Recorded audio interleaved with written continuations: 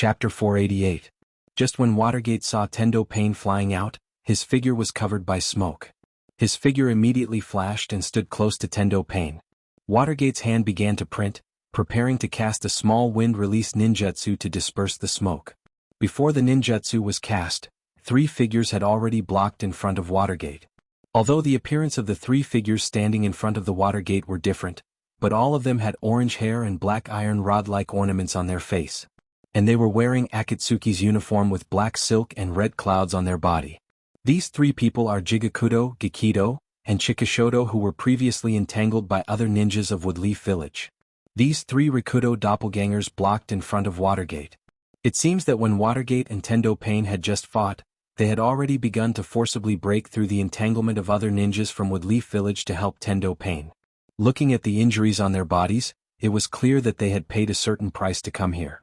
It's just that dealing with a Rikudo doppelganger is a little troublesome for Watergate, who now has the strength beyond Kage level, but it's not that difficult. But now 4 Rikudo doppelganger came out of Rendo and Ashirado because of the battle with Nangongja. 2/3 of the power of Pain's Rikudo has been gathered here. After seeing the appearance of such 3 Rikudo doppelganger, Watergate's eyes also became very serious. Jigakudo Pain got into the smoke, his hand quickly printed, and a gate in the shape of the King of Hell was summoned by Jigakudo Pain. Tendo Pain, who had 2 huge pits on his body, was placed in it. Obviously, Jigakudo was using his own power to repair Tendo Pain, who had been damaged to a certain extent. In order to buy time to repair Tendo Pain, Gikido, Chikishodo, and Jigakudo's doppelganger were all near the King of Hell summoned by Jigakudo. Chikishodo was the first of the 3 Rikudo doppelganger to act, and his hand quickly printed. When he was entangled by Woodleaf ninjas, Chikishodo's chakra had been consumed a lot. So now Chikishodo can only summon 3 giant summon beasts, which are the rhinoceros, water buffalo, and centipede with relatively high attack power. The 3 Rikudo doppelganger gathered now almost has no particularly powerful attack power. The only one who can be regarded as an attacker is Chikishodo, a summoner-like character. Looking at the Rikudo doppelganger in front of him, Watergate immediately began to act. Judging from the actions of these 3 people just now and some information brought to him by Jiraiya-sensei, Chikishodo Pain mainly summons a variety of summon beasts as his means of attack, while Gikido Pain can absorb the ninjutsu or chakra inside the body of the person who attacked him. As for Jigakudo, who had been invisible during the battle with Jiraiya before, now it seems that he can cast an ability to repair Pain's Rikudo. Years of combat experience immediately made Watergate make a judgment. He must first defeat this Jigakudo Pain with the ability to repair, otherwise he will face more trouble. Now that he had judged his target, Watergate naturally acted immediately. Watergate began to print quickly, and 2 shadow doppelganger that did not show the characteristics of Sage Mode were summoned to his side. Although there is no Senjutsu chakra in his body, these shadow doppelganger can also cast Flying Thunder God Jutsu. Although they didn't speak, Watergate and his shadow doppelganger were telepathically connected. At the same time, the 2 shadow doppelgangers used Flying Thunder God Jutsu to arrive on top of the rhinoceros and water buffalo summoned by Chikishodo. Although the rhinoceros and water buffalo frantically struggled to get rid of the ants on top of their heads, Minato's 2 shadow doppelgangers attached chakra to their feet and firmly stood on top of the rhinoceros and water buffalo, these 2 huge summon beasts. The 2 shadow doppelganger each stretched out their hands, and a Rasengan immediately appeared in their hands. But Watergate's shadow doppelganger didn't press down the Rasengan in his hand. Instead, he kept sending chakra into the Rasengan. With the continuous infusion of chakra, the Rasengan also continued to expand. Finally, when the Rasengan had become a huge blue sphere with a diameter of nearly 2 meters, Watergate's 2 shadow doppelganger looked at each other and pressed the Otama Rasengan in their hands towards the huge summon beast under them. And the Otama Rasengan didn't disappoint Watergate's expectations. It directly pressed the 2 huge summon beasts to the ground and lost their fighting ability. As for Watergate's main body, he was also standing on the head of the centipede summon beast at this moment, holding a Rasengan in his hand. Although it didn't have a diameter of nearly 2 meters like the Otama Rasengan, it exceeded the general Rasengan and was about the size of a basketball. Although the size was small because it contained Senjutsu chakra, the dangerous aura released from it was even more than the Otama Rasengan. Watergate also pressed his hand on the head of the centipede summon beast, and the basketball-sized Rasengan infused with Senjutsu chakra directly bombarded the huge centipede. Unlike the buffalo and rhinoceros that were directly knocked out before, the the Rasengan infused with Senjutsu chakra was obviously more powerful. The huge centipede, which was 7 or 8 meters high, directly burst open after being hit. All kinds of colorful organs that belonged to the centipede were scattered all over the ground. If it was only the injuries of the buffalo and rhinoceros, it was still possible to recover after a period of recuperation. However, there was no room for recovery when the centipede's brain was damaged. This rare and huge psychic beast was destroyed here, which made the animal path's pain feel very distressed. Just when everyone's attention was on the centipede and Watergate, who was standing next to the corpse of the huge centipede, a figure suddenly appeared next to Pain, who was standing behind the three of them. He had a head of golden hair, a snow-white haori with flame-patterned patterns, and a pair of toad-like eyes and eyeshadow. All of these were proof of this person's identity. Woodleaf's fourth Hokage, Watergate. Chapter 489. Watergate, who suddenly appeared next to Jigakudo Pain, naturally couldn't be unarmed just to say hello to Jigakudo Pain, or Watergate wanted to use the same basketball-sized Rasengan mixed with Senjutsu chakra that killed the giant summon beast centipede before. Jigakudo Pain is a ninja who is more inclined to support. Although his physical fitness and attack ability have reached the general level of Jonin, that's all. For Watergate, who is in Sage mode at this moment, a Jonin is really not enough. The Rasengan mixed with Senjutsu chakra was about to hit Jigakudo's body directly. Although Gekido Pain, who was standing next to Jigakudo Pain, couldn't completely block the Rasengan with his body, he still used his hand to grab the wrist of Watergate's hand that was holding the Rasengan. He began to absorb Watergate's chakra with almost all his strength, and the Rasengan in Watergate's hand began to shrink slowly, like a basketball that was inserted with a deflating valve. It shrank visibly. But although Gekido Pain tried his best to absorb the chakra in Watergate's hand, the distance between Watergate and Jigakudo was too close. When the basketball-sized Rasengan shrank to the size of a volleyball, it finally hit Jigakudo Pain's body. After absorbing a large amount of Senjutsu chakra, there was no systematic training for Senjutsu chakra and natural energy. Even with Sage mode, there was no way to suppress the natural energy with natural energy. The natural energy that couldn't be suppressed naturally rioted in Gekido's body, and a large amount of natural energy was constantly wandering around in Gekido's body. Gekido's body began to quickly turn into a toad, his skin became rough, and pieces of meat constantly appeared under the skin of Gekido's body. After a while, Gekido's body, which had absorbed a large amount of Senjutsu chakra, had a tendency to turn into a stone toad.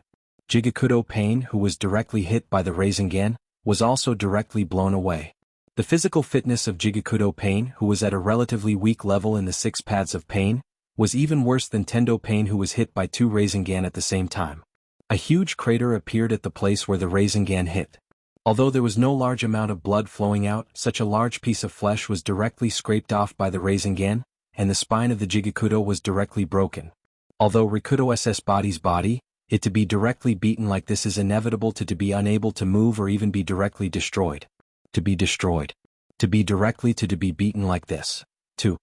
The battle only lasted for a moment, and 2 of the 3 Pain Rikudo who had just arrived were directly scrapped. All of this development was indeed beyond the imagination of everyone except Watergate. In fact, this is also a logical thing. On the one hand, compared to Jiraiya, Watergate's Sage mode was more perfect.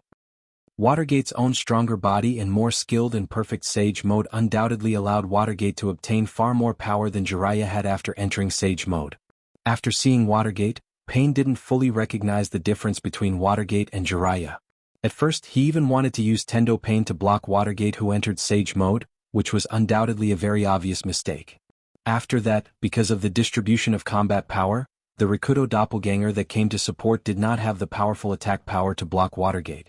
Under Watergate's strategy of diversion, it seemed that they couldn't react in time. And because Gekido was eager to rescue Jigakudo, he directly absorbed Senjutsu chakra, which contained natural energy, into his body. It can be said that Watergate's action had an unexpected gain. Just like that, this wave of reinforcements turned into a perfect gift, allowing the water sect to earn a lot of money. Chikishoto was a little slow to react when he saw the other 2 Rikudo doppelganger also leave the battlefield so quickly. A trace of annoyance flashed in his eyes. If he knew this would happen, he would have forcibly summoned the 2 Rikudo doppelganger that were held back by Nangongja before entering the battlefield. Otherwise, they wouldn't have fallen into such a dangerous situation. But if he knew that it would always be a belated warning, the current Watergate would never give Chikishoto any chance to summon the two Rikudo doppelganger that were held back by Nangongja. For a while, Pain Rikudo was directly trapped in a deadlock because of the mistakes in the strategic deployment. It seemed that everything was going in the direction of failure. Watergate looked at Chikishoto, and once again used his Flying Thunder God technique to come to Chikishoto Pain's side. Together with his Senjutsu Rasengan, he directly beat Chikishoto Pain until he lost his combat power. Looking at Chikishoto Pain and Gikido Pain who fell beside him, and then looking at Gikido Pain who had turned into a stone frog, Watergate was a little dazed. Everything was going too smoothly. As long as he could break the King of Hell's face summoned by Jigikudo Pain and directly eliminate Tendo Pain in it, then go to Nangongja's side and kill the last two Rikudo doppelganger and the damn person who released Ninetails back then, this farce of invading Woodleaf would end. It's just a pity that the Woodleaf civilians and ninjas sacrificed when Pain used Super Shinra Tensei. Thinking of this, Watergate's eyes were also uncontrollably full of anger, and the chakra in his body also surged quickly. A Rasengan was produced in Watergate's hand. Watergate kept pouring his Senjutsu chakra and Futon chakra into the Rasengan in his hand. A large number of chakra poured into the Rasengan, and the Rasengan continued to expand. But unlike the Odama Rasengan used by Watergate's shadow clone before, the Rasengan in Watergate's hand at this moment was not simply expanding, but was constantly being molded and expanded. As Watergate slowly raised his hand above his head, a huge four-leaf pinwheel chakra shuriken appeared in Watergate's hand. This was the ninjutsu that Watergate and Naruto developed together before, which contained chakra's transformation and qualitative change, Senjutsu of Futon, Rasen Shuriken. The huge Rasen Shuriken in Watergate's hand immediately flew out of Watergate's hand under the wave of his arm, shooting straight in the direction of King of Hell's Fae. First destroy King of Hell's Fae, then destroy Tendo Pain in it? This is too troublesome and a waste of time, isn't it? So Watergate decided to directly destroy both. Chapter 490. Jiraiya, who was at the outermost edge of the battlefield, watched his disciple defeat his other disciple's 6 clones one by one.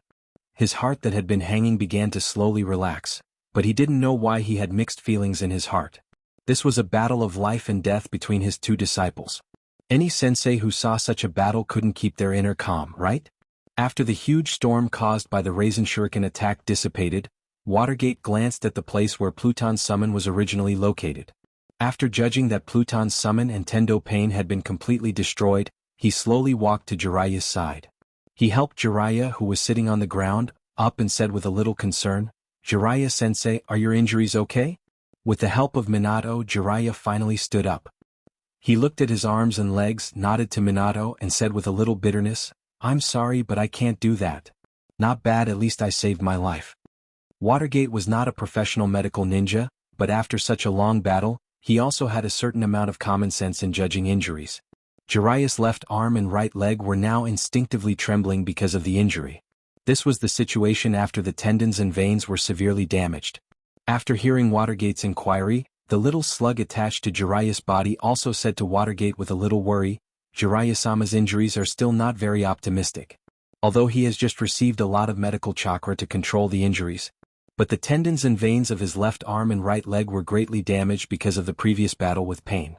There is no way to completely determine whether it can be completely healed by such remote treatment, so I suggest Watergate-sama immediately bring Jiraiya-sama to Tsunade-sama for treatment.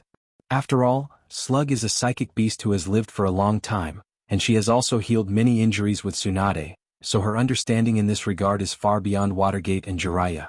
After hearing Slug's words, Watergate didn't hesitate at all. He put his hand on Jiraiya's shoulder and immediately used Flying Thunder God Jutsu to move in the direction of Kiba Hospital. Looking at the sudden appearance of Jiraiya and Watergate, Tsunade, who had been treating the injured patients in Kiba Hospital, also immediately stopped her continuous chakra. Looking at Tsunade's unsealed Yin seal and her somewhat old face, it was obvious that she had divided a lot of chakra in her body. Her whole body has fallen into a state of alert. Watergate just wanted to say something, but Tsunade had already walked to Watergate's side and replaced Watergate to support Jiraiya. With the medical chakra covering her hand, Tsunade carefully examined Jiraiya's body. Of course, the left arm and right leg that seemed to be the most seriously injured were also explored by Tsunade. Tsunade's tired face frowned slightly at this moment. Obviously, Jiraiya's injury was not so ideal. Looking at Jiraiya sitting on the ground with a cheeky smile as usual, she didn't know why the anger and sadness in her heart slowly dissipated after checking Jiraiya's injury just now. Although Tsunade's face has become a little old because of the unsealing of Iin's seal, at this moment, Tsunade looked so beautiful with a little pain, a little relief and a little complaint. That kind of beauty is not a coquettish beauty, but a kind of beauty accumulated over the years. This kind of beauty was naturally seen by Jiraiya, and in Jiraiya's eyes, this kind of beauty was infinitely magnified. Jiraiya stretched out one of his hands and gently hugged Tsunade in his arms. Although he didn't speak, everything looked so beautiful. Tsunade stretched out her hand and didn't use the strange force she always used. Instead, she gently knocked on Jiraiya's forehead and said to Jiraiya with a bit of reproach, "You're still the same as when you were young. You shouldn't show off when you shouldn't. Look at what you've done now." In fact, when watching Watergate and Pain fight before, Jiraiya also explored his body to a certain extent. Although when Watergate asked, Jiraiya kept saying that it was no big deal, Jiraiya knew that his left arm and right leg were completely unable to pass through the chakra at this moment. He couldn't even use his strength to move them. Although Tsunade's medical ninjutsu is very powerful, there is no way to disperse the special power of Rinnegan that has been blocking his veins and destroying his body. His left arm and right leg are actually completely useless at this moment. Even if Tsunade does her best to treat him, she can only save his left arm and right leg. If he is lucky, his left arm and right leg may be restored to the level of a normal person. But want to continue to walk in the ninja world as a ninja? Don't think about such a thing. In short, Jiraiya is useless. Although Watergate, who was standing on the side, heard a little vague, he had vaguely guessed Jiraiya's physical condition. Although it was difficult to accept, Watergate couldn't help but feel a little lucky for Jiraiya. After all, his long ninja career is finally over, and his sensei can finally live a normal life. In fact, it's not a bad thing. Watergate once again launched his Flying Thunder God Jutsu and left his sensei and Tsunade's side. Such a sad but somewhat fortunate environment, Watergate couldn't accept it. And now there are two Rikudo-S doppelgangers active in the Woodleaf area, and the bastard who released the Nine Tails is also nearby. Watergate can't be at ease if he doesn't defeat these two Rikudo-S doppelgangers and kill the bastard with the mask. Jiraiya also said before that Pain Rikudo is not the real leader of Akatsuki. It's just Nagato's doppelgangers who used the power of his Rinnegan. Nagato should be controlling his Rikudo-S doppelgangers near the Woodleaf area at this moment. If possible, Watergate also hopes that he can kill Nagato directly. If Akatsuki can collapse, it would be great. Even if Akatsuki doesn't collapse because of this, it will also suffer a huge blow. Why not? Chapter 491. Nangongja's Calamity Sword was constantly being used by Nangongja as he withstood the barrage of bullets from Shura Dao Pain. Some of these sword techniques were found and practiced by Nangongja from the ancient books of the Blood Cloak Pavilion.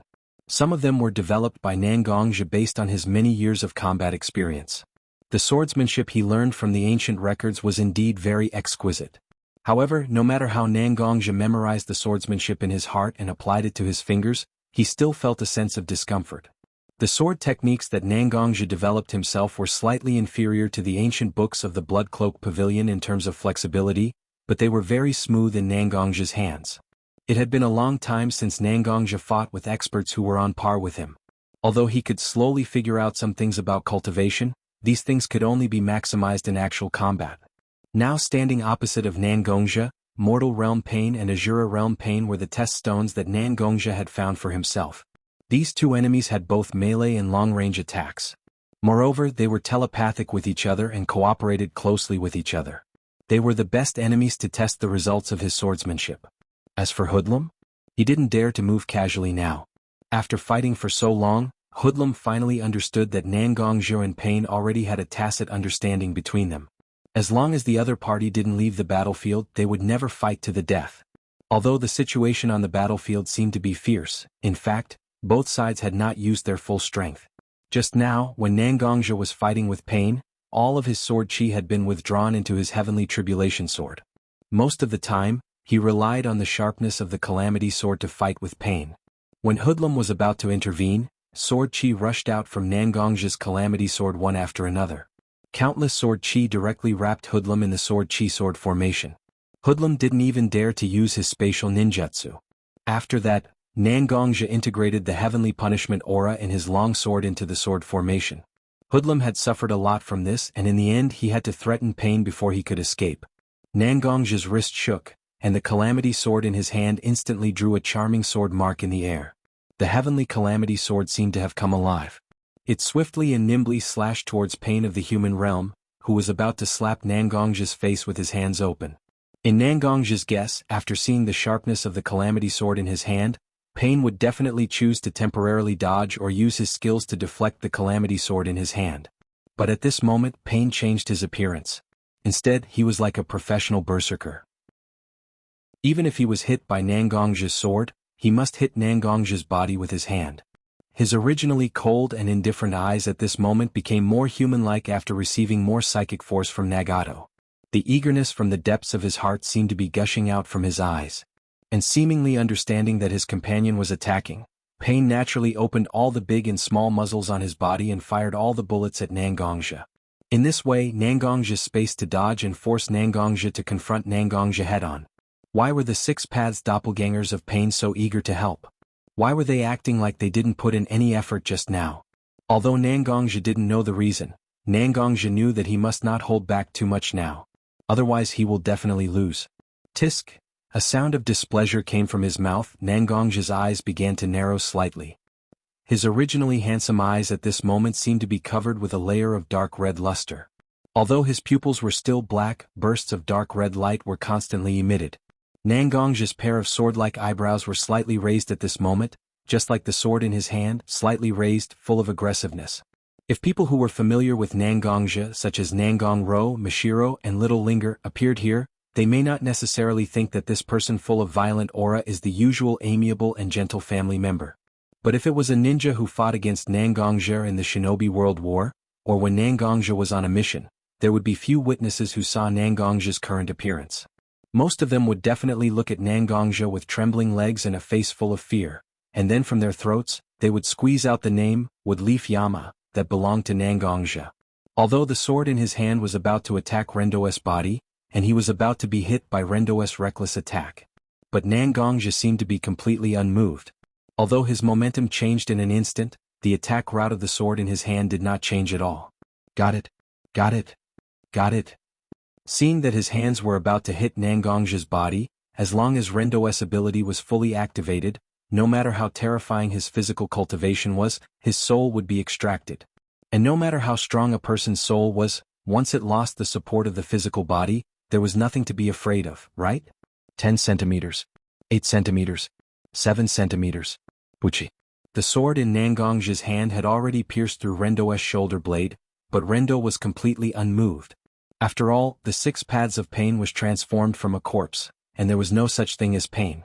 Rendo adjusted a little and still bombarded his palm towards Nangongja, as if he wanted to die together with him. 5 centimeters. 3 centimeters. 2 centimeters. Seeing that there was only a little distance between his palm and Nangong's body, Rendo found that there was something between his palm and Nangong's body. Nangongja, who was originally holding the Heavenly Disaster Sword with one hand, had unknowingly placed his other hand on the hilt of the Heavenly Disaster Sword. With a mocking smile at the corner of his mouth, Nangongja poured a large amount of internal strength into the sword to stimulate the power of the sword. Chapter 492. With the infusion of a large amount of internal force, the Heaven's Disaster Sword also spontaneously triggered the natural energy contained in the air around it. With the Heaven's Punishment aura contained in its body as a primer, a large amount of internal force and natural energy were converted into Black Heaven's Punishment thunder. Bolts of black lightning constantly surged on the Tribulation Sword and poured into Pain's body for a long time. The destructive Heaven's Punishment thunder constantly destroyed Pain's body, and these Heaven's Punishment thunder also spread from the Heaven's Disaster Sword to Nangongja's body. After being with the Heaven's Disaster Sword for many years, Nangongja also had an extremely high resistance to the Heaven's Punishment thunder contained in it. For a period of time, he could still withstand the effects of the Heaven's Punishment thunder wandering in his body, but Pain was different. A large amount of Heaven's Punishment thunder was injected into his body, directly causing Pain's body to begin to carbonize from the inside out. In just a few seconds, the surface of Pain's body also became a layer of charred black. Nangongja stopped his continuous infusion of internal force, and the thunder surging on the Heaven's Disaster Sword also dissipated as Nangongja withdrew his internal force. Pulling out his Heaven's Disaster sword from the charred body of Pain, Nangongja mercilessly kicked Pain's body. Pain's body was like fragile glass, and it was directly shattered by Nangongja's kick. Pieces of charred residue of different sizes were scattered all over the ground, as if proving the existence of Pain in the human realm. Hoodlum, who had been wandering on the side, had already noticed that something was wrong when he saw Pain suddenly start to fight desperately. He quietly prepared for space teleportation. When Nangongja cleanly turned Pain into a pile of residue on the ground, Hoodlum also made a prompt decision to directly use his space ninjutsu, and his figure disappeared in an instant. After seeing that Pain was defeated and Hoodlum escaped, Shura Dao Pain immediately prepared to retreat. Pain's 6 paths must not all be lost in the wood leaf. Nangongja looked at Shura Dao Pain's departing figure, but he had no intention of pursuing. Just now, the act of using Heaven's Punishment Thunder to attack Pain was still somewhat beyond Nangongja's expectations, although it was only a few milliseconds that were negligible to ordinary people. However, Nangongja's body was also slightly paralyzed at the moment because of Heaven's Punishment Thunder. There was no way he could use his speed to chase Shura Dao Pain. Just when Nangongja thought that Shura Dao Pain would escape, a golden figure suddenly appeared not far from Shura Dao Pain. The person who came was Yondaime Watergate, who came to support Nangongja. He threw a special 3-pointed kunai in his hand towards Shura Dao Pain's side. Shura Dao Pain, who had already used up all his kunai, had almost no power to fight back. He raised his arm and used the remaining chakra in his body to drive his fist away from his body. He wanted to hit the kunai that Watergate shot towards him. However, Watergate's movements were faster than Shura Dao Pain's movements. He quickly used his Flying Thunder God Jutsu, and Watergate's figure had already reached the side of the kunai that he just threw out. Watergate held the kunai in his hand and once again threw it towards Shura Dao Pain's side. Watergate's figure flickered a few times as the kunai flew, and his figure was already close to Shura Dao Pain. He quickly formed a Rasengan in his hand and directly pressed it towards Shura Dao Pain's body. It seems that an ordinary Rasengan can't kill Shura Dao Pain. Watergate's empty hand also formed a Rasengan almost instantly, and then pressed it towards Shura Dao Pain's body. Rasengan attacked Shura Dao Pain's body one after another. Shura Dao Pain didn't know whether he suffered a dozen or 20 Rasengan attack in succession, but his body became full of holes. Like a broken doll, Shura Dao Pain fell directly to the ground. After confirming that Shura Dao Pain was dead, Watergate used the body flicker technique to appear beside Nangongja. Slightly cupping his hand towards Nangongja, Watergate said to Nangongja, "This time, thanks to you blocking Pain's 2 Rikudo doppelgangers and the masked man, otherwise Woodleaf would have suffered more losses." Facing Watergate's gratitude, Nangongja didn't show any special emotions. After all, in terms of identity, Nangongja is the head of the powerful Blood Cloak Pavilion, and Watergate is the Hokage of Woodleaf. They can almost be regarded as people of the same status. Although Nangongja lives in Woodleaf, he has long been separated from Woodleaf, so Nangongja doesn't have to bow to Watergate. So Nangongja just waved his hand casually and then said to Watergate, "It's nothing, it's just a small matter. If it weren't for these guys who didn't know what's good for them and even threatened me with my family, I wouldn't have killed them like this. Pain's Rikudo doppelganger is just the power on the surface. The real enemy needs to be dealt with by Sandaime Hokage. The speaker has the intention, the listener has the intention." Nangongja's words meant to tell Watergate. The reason why he fought with 2 of Pain's Rikudo doppelgangers is just because these guys put their own guns on his muzzle. I also know about Nagato standing behind Pain's Rikudo doppelganger, but I don't intend to participate in it. Such a thing to eradicate the enemy for Woodleaf shouldn't be done by someone like me who just wants to protect his own family. You should solve it by yourself. After all, Watergate is a person who has been in a high position for many years, so he immediately understood Nangongja's meaning. Although Nangongja's words were very disrespectful, Watergate is not the kind of childish child who shows his emotions on his face. He really has no position, and there is no reason for Nangongja to accompany him to eliminate Nagato, although he can pay some price to let Nangongja act with him. But as a Kage-level powerhouse, as a Woodleaf Hokage, Watergate will never allow Nangongja to act like this. It's just a trivial Nagato, don't you have a way to deal with it? Chapter 493. Seeing that Minato seemed to have understood his intentions, Nangongja didn't stay any longer. Instead, he walked in the direction of his home. His sister Nangongja, Mashiro, and Little Linger are still in the secret room at the moment, waiting for the news of his safety. In Nangongja's heart, the ninja world, Pain, and Nagato are all not as important as his family. Nangongja's figure slowly disappeared in front of his eyes, and Watergate walked to the side of Shura-do Pain, who was just beaten into a sieve by him. Pulling out a black iron rod from the bloody body of Shura-do Pain, Watergate instantly began to absorb the natural energy floating in the air. After harmonizing with the physical energy and spiritual energy that already existed in his body, Watergate's eyes have become orange pupils and red eyeshadow after using Sage Mode.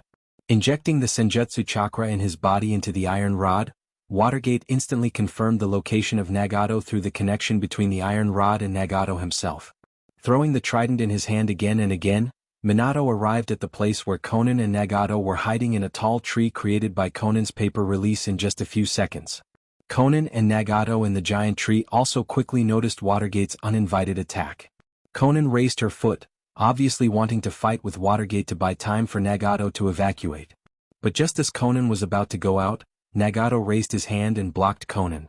The previous battle with Pain Rikudo obviously consumed a lot of Nagato's strength, and now Nagato looked a little tired.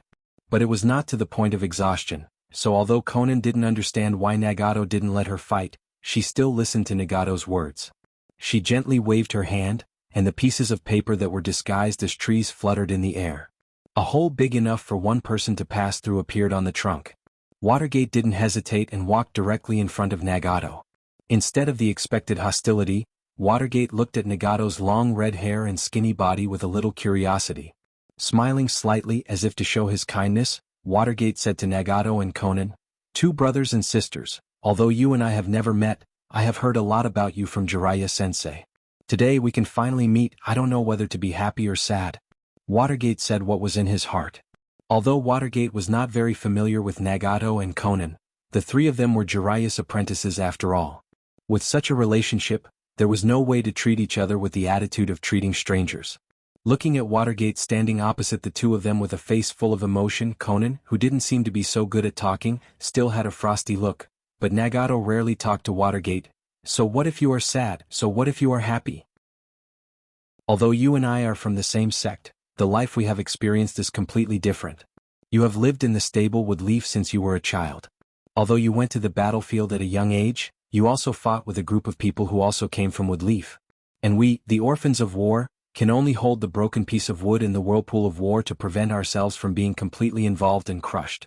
I have always been grateful to Jiraiya-sensei for letting me, Conan, and Yahiko learn ninjutsu by his side. If it weren't for Jiraiya-sensei we would have died long ago. However, I don't think that what I did was wrong. Because destroying a small piece of illusory paradise, and then making the whole ninja world a real place without war, a quiet and peaceful place, isn't such an exchange cost-effective? Why do you want to refuse?" Originally, when Watergate saw that Nagato could talk to him, Watergate's heart inevitably showed a touch of joy. Although Nagato did destroy a large part of Woodleaf, and many people were seriously injured or even lost their lives under Nagato's attack, but with timely rescue and evacuation, such people accounted for a small number of people. As a Hokage, the most important thing to do is not to let your emotions overwhelm your reason. He needs to consider not only his own feelings, but also the interests of Woodleaf.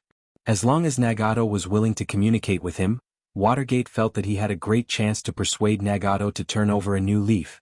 But listening to Nagato's words, did he have the slightest awareness of his own wrongdoings? Even now, you still refuse to come to your senses. Do you still think that there is nothing wrong with your actions? The smile on Watergate's face gradually solidified, and a burst of killing intent also escaped from Watergate's body. Feeling Watergate's killing intent, Conan also surrounded herself with a lot of white papers, obviously planning to attack Watergate before Watergate did. After hearing Watergate's words, Nagato, who was questioned by Watergate, became more indifferent and silent. "Wrong? I don't make mistakes. I'm the one who inherited the eyes of the Rikudo Sannin. I'm a god walking in the world. The decisions I make are never wrong. On the contrary, they are the best choice for the shinobi world. Whether it's with Leaf or other ninja villages, they keep saying that they love peace. But which one of the 3 great ninja wars didn't start between the 5 great ninja villages? Because of your conflicts of interest, the entire ninja world is dragged into the quagmire of war. Isn't that wrong? In that case, it's better to let me trigger a more large-scale war, and then let everyone see the great power that they can't disobey. Succumbing to power, fearing power, only such power can truly bring peace to the shinobi world." With that said, Nagato's eyes were filled with a fanatical emotion. Watergate knew that even if he said more, there was no way to change Nagato's mind. The only thing he could do was to defeat Nagato and Conan, who were standing opposite him at the moment. Chapter 494. The atmosphere between the two sides instantly became tense. Watergate's body exuded a powerful aura, and the Senjutsu chakra almost overflowed from Watergate's body. The white flame-lined Haori on Watergate's body was fluttering in the wind. Watergate directly teleported to Nagato's side, and a Rasengan immediately appeared in Watergate's palm. He pressed the Rasengan in his hand towards Nagato's body, but a layer of invisible shield protected Nagato, so the Rasengan in Watergate's hand couldn't hurt Nagato at all. As the holder of the Rinnegan, known as the Sage's Eye, Nagato wasn't a weak waste after losing his 6 paths of pain. On the contrary, it was the Rinnegan that gave Nagato the most powerful power.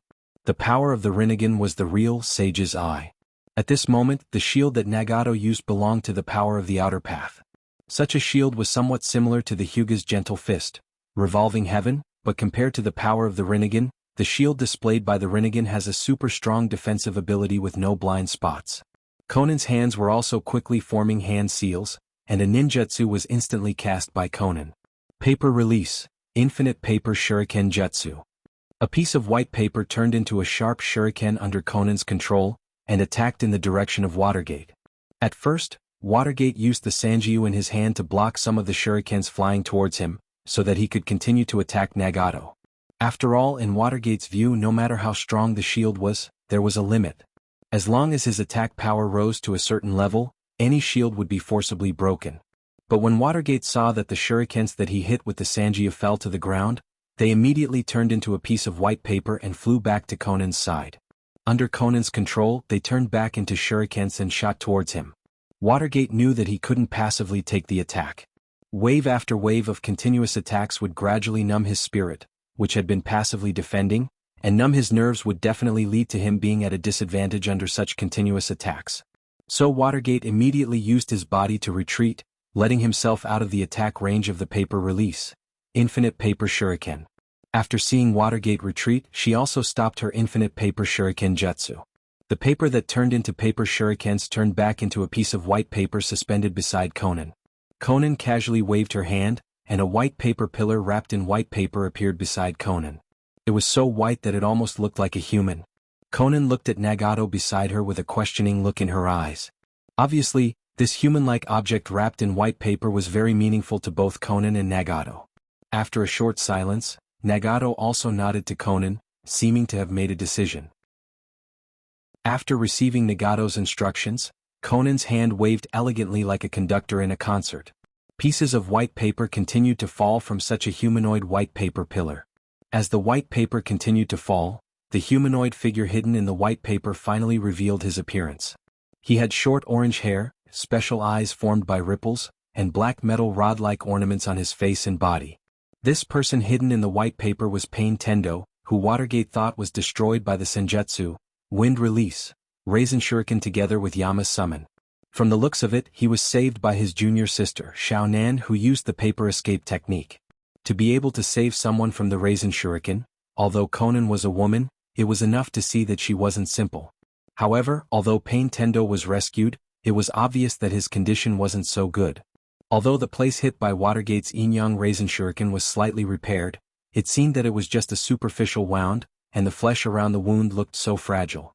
Watergate finally understood why Conan and Nagato hesitated when he released Pain Tendo. After all, Pain Tendo was his other junior brother, and also Conan and Nagato's close friend Yahiko's body. According to the current situation, if he used Pain Tendo to fight with him, then naturally he couldn't avoid serious injuries because of the battle. But if he didn't use Pain Tendo, then Nagato and Conan, who didn't have outstanding attack power, wouldn't be enough to directly defeat Watergate, who was a powerful ninja in the world. Obviously, at this moment, Conan and Nagato were ready to fight Watergate to the end, even if they lost Pain Tendo. Looking at Pain Tendo, Nagato, and Conan standing together, Watergate couldn't help but be in a trance. In the past, these three people with their own strength pulled up the Akatsuki in the Rain Country. Although he was a little emotional, Minato didn't slack off in the slightest. After all, no matter what the three people opposite him experienced for Watergate and Woodleaf, they were destined to be enemies. It was because of these people opposite him that Wood Leaf Ninja Village was almost completely destroyed, and who knows how many Wood Leaf civilians and ninjas were injured and killed in such an attack. Watergate would never allow himself to forgive such people who have become Wood Leaf's enemies because of his personal feelings. Being ruthless to the enemy is the rule that Watergate has always followed, and it is not allowed to be violated. Feeling that the Senjutsu chakra in his body had become a little exhausted, Watergate directly removed 2 of the 9 shadow clones he left in Mount Mayaboku. Although the accumulated fatigue of the shadow clones directly impacted Watergate's consciousness, a large amount of Senjutsu chakra was also refined by the shadow clones and poured into Watergate's body. Fight. Since this is an unavoidable battle, then he will do his best to avenge Wood Leaf for the dead civilians and ninjas. This kind of emotion constantly produced in Watergate's heart, and this kind of emotion also constantly stimulated the fighting spirit in Watergate's heart. He must do his best to kill the enemy standing opposite him in his own hands. Chapter 495. Connecting his consciousness with Tendo Pain, Nagato was also ready to fight. In the previous battle with Watergate, in fact, Tendo Pain did not exert his most powerful strength. Now is the time for Tendo Pain to show his sharpness. Bansho Tenshin. Tendo Pain opened his palm. Unlike the Shinra Tensei that Watergate had suffered before, a powerful gravitational force that was opposite to the repulsive force instantly acted on Watergate's body. Unlike the previous battle, Watergate did not cover a large area of his battlefield with his trident kunai, so the use of Flying Thunder God Jutsu was also limited. If he used Body Flicker, this kind of gravitational force directly made it impossible to use Body Flicker. Therefore, Watergate's body was uncontrollably attracted by Tendo Pain. Conan watched Watergate's body being attracted by Tendo Pain, and quickly used her paper release, God's Origami Jutsu, to control the white paper to form a pair of huge wings behind her. Unlike the wings used to fly before, this time the wings formed by Conan through paper release, God's Origami Jutsu, were thinner and sharper. Lowering her body slightly, Conan looked at the position of Watergate, and Tendo Pain also stopped his Bansho Tenshin at the right time and directly waved his arm. The white paper wings behind him also slashed fiercely in the direction of Watergate with Conan's arm. Looking at the white paper wings slashing towards him, Watergate also saw how sharp such an attack was. He tried his best to control his body, holding the trident kunai and using the inertia brought by gravity to collide with Conan's wing slash. Although Watergate's own trident kunai was made of special materials, it was slightly weaker against Conan's wings. After slightly resisting Conan's wing chop, Watergate's sturdy 3-pointed kunai in his hand was directly cut in 2. But this brief resistance gave Watergate a chance to dodge. He tilted his body slightly and dodged Conan's wing attack. Taking advantage of the inertia on his body, Watergate directly used Body Blink to appear beside Pain. Shinra Tensei. Seeing that Watergate wanted to fight in close combat with himself, Tendo Pain also unambiguously used Shinra Tensei to send Watergate flying. Watergate already knew that Shinra Tensei had a cooldown. Nagato and Conan knew it, but Nagato still controlled Tendo Pain to cast Shinra Tensei. Obviously he was ready to deal with Watergate's attack. Conan, who had just used Wing Chop, obviously also consumed a lot of chakra, so at this moment Conan obviously had no way to cast a very powerful ninjutsu. The key to everything seemed to fall on Nagato. And Nagato, as Watergate thought, directly began to print on his chest, and chakra on his body was constantly surging. Even because of the large amount of chakra in his body, Nagato's body was a little overwhelmed, and a mouthful of blood spurted directly from Nagato's mouth. When Conan, who was wandering on the side, saw Nagato so desperate, there was an inevitable look of worry in her eyes. But this ninjutsu that consumed a lot of chakra was not cast by Nagato's hand. Instead, it was Tendo Pain who slowly put his hands together. It seemed that it was a little difficult to open his closed palms, and a black sphere about the size of a ping-pong ball appeared. An inexplicable terrifying aura escaped from such a small black sphere. With a push of his palm, a powerful gravitational force was directly generated from the small black sphere, and Tendo Pain and Nagato said the name of this technique in unison, Chibaku Tensei. The small black sphere passed by Watergate, and the powerful gravitational force directly acted on Watergate's body. Watergate's body almost flew into the sky with the sphere. Under the attraction of the black sphere, huge rocks and huge trees were directly pulled over. Looking at Watergate, who still didn't seem to struggle, Nagato said very coldly, "Give up struggling. You can't resist such a ninjutsu. This ninjutsu is the most powerful ninjutsu brought to me by Sage Eyes. Even the moon in the sky was created by this ninjutsu. Just relying on your mortal body, how can you resist such a power that doesn't belong to mortals? Although Nagato didn't speak loudly, his voice was still clearly transmitted to Watergate's ears through Chakra's amplification. Watergate wanted to say something to refute Nagato, but a huge stone flew towards Watergate. Watergate could only quickly condense a Rasengan in his hand to smash the stone flying towards him. However, after the rock was smashed, it turned into small pieces of stone. The small size and the strong gravitational force that did not change made the stone move even faster. An ordinary stone has become as threatening as a shuriken thrown by a ninja at this moment. And Watergate's body was also very difficult to control because of the gravitational force from the black sphere. The stone directly hit Watergate's body. Even if Watergate was in sage mode, he still suffered a certain degree of injury. And such an injury, under the strong gravitational environment, naturally accelerated the bleeding. Although sage mode can make Watergate's wound heal quickly, even a short period of time before the healing, a lot of blood gushed out. Pieces of rocks and trees kept flying towards the place where the small black sphere was located. It didn't take long for Watergate's body to be completely wrapped by these rocks and trees. A sphere that was almost a miniature version of an asteroid was suspended in the sky, looking very imposing. Casting Chibaku Tensei was also a huge burden for Nagato. After feeling that Watergate had been completely wrapped in it and was squeezed for a while, Nagato also released his control of Chibaku Tensei. Like a meteorite falling, the huge sphere formed by Chibaku Tensei fell directly from the sky. A huge shockwave far beyond the previous Shinra Tensei cast by Tendo Pain was directly generated, as if the world was shaking because of such a fall. Chapter 496. A scene like a natural disaster was created by Pain's ninjutsu. The huge crater on the ground and the smoke in the sky proved how powerful such an impact was. Even though Minato barely managed to survive the black gravitational sphere, it was still unknown whether he could keep his life after receiving such a huge impact. Although Nagato has full confidence in his Chibaku Tensei, he still wants to see with his own eyes whether a powerful enemy like Minato really lost his life under such a blow. Enduring the discomfort in his body, he quickly completed a ninjutsu. Nagato pushed his hand in front of his body, and a huge gust of wind appeared. Wind release, great breakthrough. Although it was just a simple C-class ninjutsu in the hands of Nagato, such a low-level ninjutsu showed the power to turn something rotten into something magical. The strong wind blew towards the place where the smoke was, and the thick smoke was almost all blown away by the wind in an instant. In the middle of the smoke, a figure fell to the ground. The white Haori with flames on his body had become tattered at this moment, and Watergate's face was also gray, and there was even a trace of blood at the corner of his mouth. Although Watergate's eyes were bloodshot, and his body was tattered, and many places were even stained with blood at this moment, Watergate was obviously not defeated by Pain's blow. How is this possible? This is the strongest ninjutsu belonging to the Sage's Eye. Nagato looked at Watergate standing in the middle of the crater, and for a moment he was in a trance. After all, the impact of such a scene on Nagato was too great.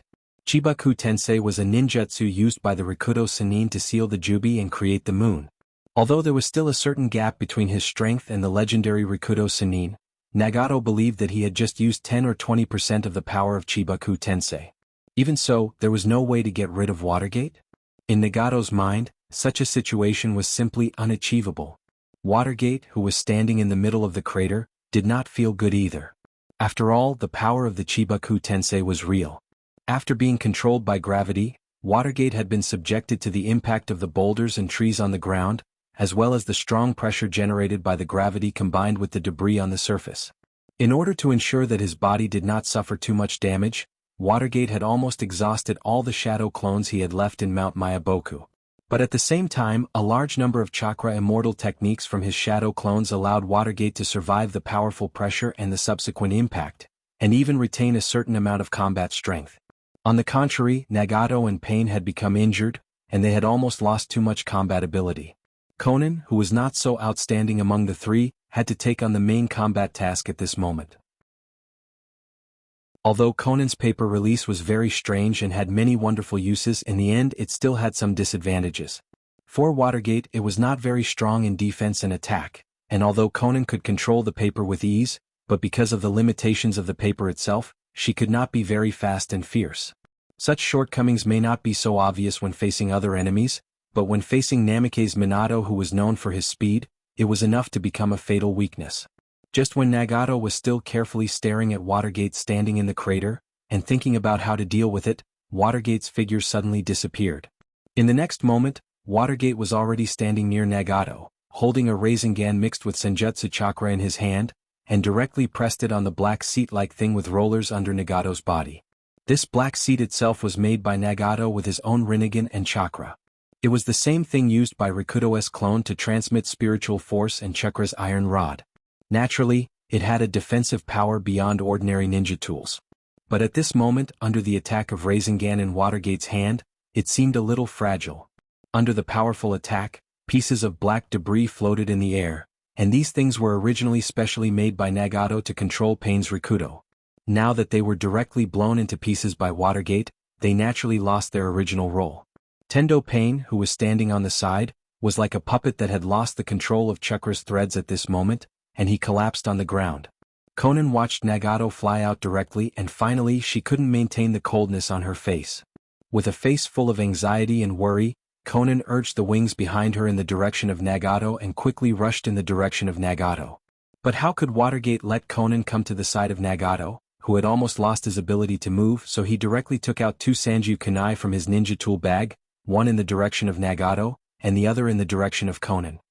His hands quickly formed a hand seal, and a shadow clone in the same sage mode stood beside Watergate. Watergate and Shadow Clone were telepathically connected, so there was no need for too many words, and Watergate and Shadow Clone immediately took action. Shadow Clone used Flying Thunder God Jutsu to come to the path that Konan must pass to Nagato. Watergate didn't allocate so much chakra to Shadow Clone, only less than 1/3 of chakra. But after all, Shadow Clone is not a real life, so there are fewer taboos in the battle. Watergate wants his Shadow Clone to do its best to block Konan, so that Konan can't come to Nagato's rescue. Watergate's main body also used Flying Thunder God Jutsu to come to Nagato's side at this moment. Watergate bent down and took the Sanju kunai inserted in the ground as a space coordinate in his hand, then slowly walked to Nagato's side and said with a little emotion, "I have always asked myself to be an upright person, but I didn't expect that one day I would face my junior brother and sister with a weapon and fight with our lives. What a sad thing." Nagato, who fell to the ground, raised his head and looked at Watergate standing in front of him. Although he has been lamenting how he didn't want to kill his fellow disciples, the hidden coldness in Watergate's eyes and the sharpness of the Sanju kunai in his hand all told Nagato that in fact, Watergate had already decided to leave his life in the land of Woodleaf. Sure enough, this world is a filthy world full of selfish people and sanctimonious people. Chapter 497. Although Nagato's eyes made Minato's heart very uncomfortable, such a look of contempt and pity would make anyone feel uncomfortable. But who would care so much about a dead person? Nagato's life was now in Watergate's hands. Watergate squatted down and put the Sanjikan in his hand on Nagato's neck. The sharp edge pressed on Nagato's skin, and even drops of blood oozed out of Nagato's skin. Looking at Nagato's dangerous situation at this moment, Konan on the side shouted loudly, "No! Don't do this!" Drops of tears oozed out of Konan's eyes. Her beautiful face was like a pear blossom in the rain at this moment, and such beauty made people feel particularly distressed. But Watergate's clone, who was fighting with Konan, didn't have any intention of showing mercy at all. Instead, his moves were fierce and ruthless, forcing Konan to be unable to take a step forward. "Go in peace. Use your life as compensation for destroying the Woodleaf and taking the lives of countless civilians and ninjas." Watergate's eyes flashed with a trace of fierceness, and his wrist was also about to directly cut Nagato's neck and take away the only life of such a self-proclaimed god. However, a familiar and somewhat powerless voice suddenly rang out. "Watergate, don't do this, leave Nagato's life." This voice was very familiar to Watergate, and it was also familiar to Nagato and Konan. Because this voice was the voice of their common teacher, Jiraiya, who was supposed to be recuperating in Kiba Hospital. The three of them stopped what they were doing and looked towards the source of the sound. Among the ruins, Jiraiya was being supported by Tsunade and staggered in the direction of Watergate and Nagato. After seeing Watergate's clone stagnating opposite her, Konan immediately made a prompt decision and directly punched Watergate's clone. Shadow Clone Jutsu will automatically dissipate after withstanding a certain degree of attack. Although Watergate's Shadow Clone Jutsu contains Senjutsu chakra, it can't get rid of the restriction from ninjutsu itself. A cloud of smoke surged, and Watergate's clone also disappeared directly. Conan increased her speed and rushed in the direction of Watergate and Nagato, but she directly met Watergate's cold eyes. At this moment, Watergate's bitter pain was on Nagato's neck, so Conan didn't dare to act rashly and could only stay in place. Without her usual cold expression, at this moment Conan's eyes were full of deep begging Watergate not to deprive her only companion since childhood. Although Jiraiya couldn't move normally because of the injuries on his left arm and right leg, he still came to Watergate's side with Tsunade's help. "Tsunade-sama, sensei's injuries are so serious, how can you let him come here?" Watergate said to Tsunade seriously. After all, the injuries on Jiraiya's body were obvious to all. He obviously hasn't been treated, but he was forced to come from Kiba Hospital to the forest outside Woodleaf. It was self-evident what kind of adverse effects such a long distance would have on Jiraiya. Hearing Watergate's reprimanding tone, Tsunade wasn't angry. Instead, she said to Watergate with some disappointment, "You know your sensei's temper. When he was in Kiba Hospital, this guy saw the earth-shattering scene in the forest outside and knew that there was a fierce battle between you and Nagato. Although Nagato is indeed the enemy of Woodleaf, he is also Jiraiya's disciple. Jiraiya can't rest assured about such a disciple, so he repeatedly begged me to come and see. I couldn't stand this guy's nagging, so I could only bring him here." Facing Watergate's incomprehension and Tsunade's resentment, Jiraiya was not affected at all. Instead he said to Watergate, "I know that Nagato has caused a lot of damage to Woodleaf, but after all he is the child I watched grow up. I know how kind this child is in his heart. Although this child has become paranoid over the years because of some things.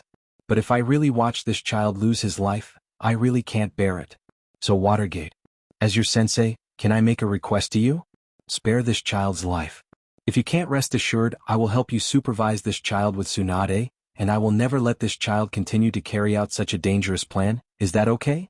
At the end of the sentence, Jiraiya's eyes even had some mist. The son of war, the leader of Akatsuki, at this moment in the eyes of Jiraiya were some useless titles.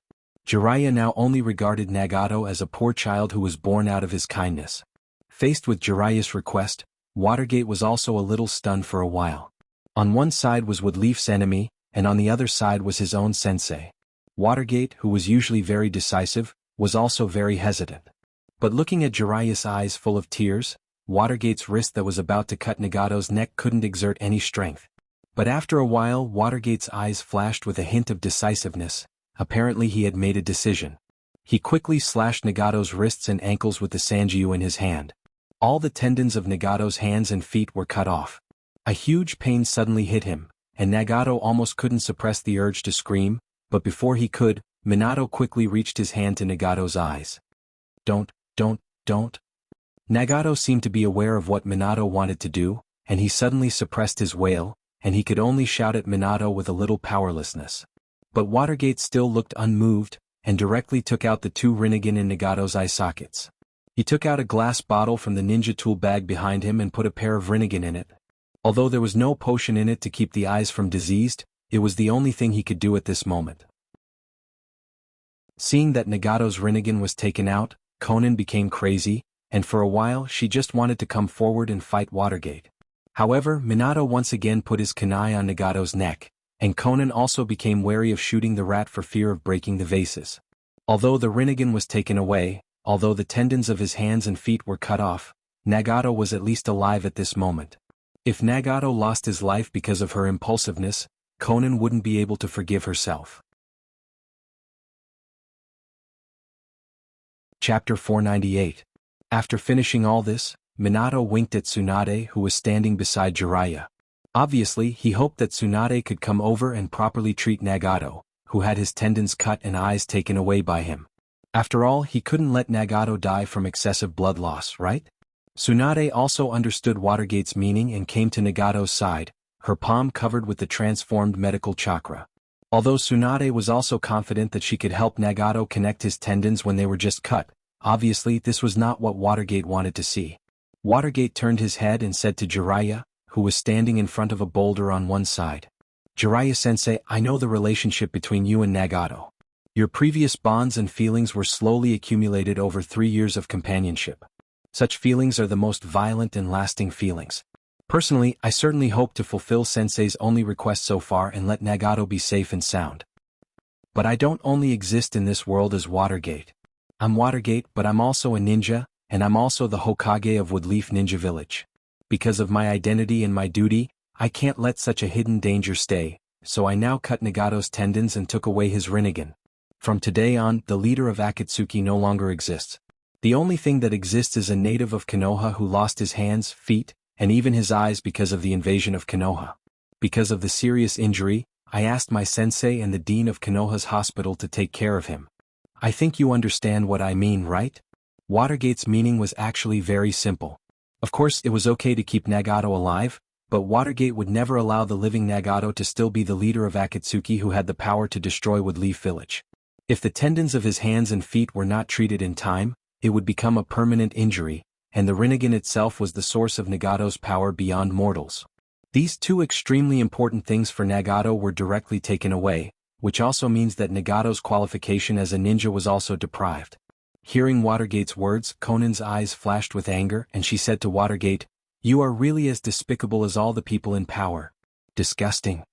Hearing Conan's words, Watergate finally turned his head, and it seemed that only now did he remember that there was someone who had a close relationship with Nagato on the battlefield. After Shueimen's eyes turned slightly, a trace of coldness and threat flashed in his eyes as he said to Xiaonan, "Don't worry. Everyone has a different status and their behavior will be different. They will be different. Another's nectar, I'm arsenic. So don't speak based on your own likes and dislikes. It won't show how brave and upright you are, it will only show how stupid and naive you are. Didn't you see that even Jiraiya-sensei didn't deny what I did? Naive and stupid." How long has it been since someone described Conan like this? Over the years, Conan's strength has indeed advanced by leaps and bounds, and she has already stepped into the ranks of Kage level. But as the leader of Akatsuki, although Nagato also let Conan intervene in a lot of dark things, he also subconsciously protected Conan to a certain extent, so this also caused Conan's thinking to be not as strong as her strength. Usually it's okay, she can hide her emotions with her cold face. But once something unexpected or unacceptable happens, Conan's performance is very unsatisfactory. Just like now, Xiaonan was simply a weak girl who didn't know what to do in the face of difficulties. She wasn't the so-called messenger of God, that was swift and decisive and had an indifferent expression that everyone spoke of. Oh, right? Although Conan's expression was a bit absent-minded, Watergate won't shut up just because Conan's state is not good.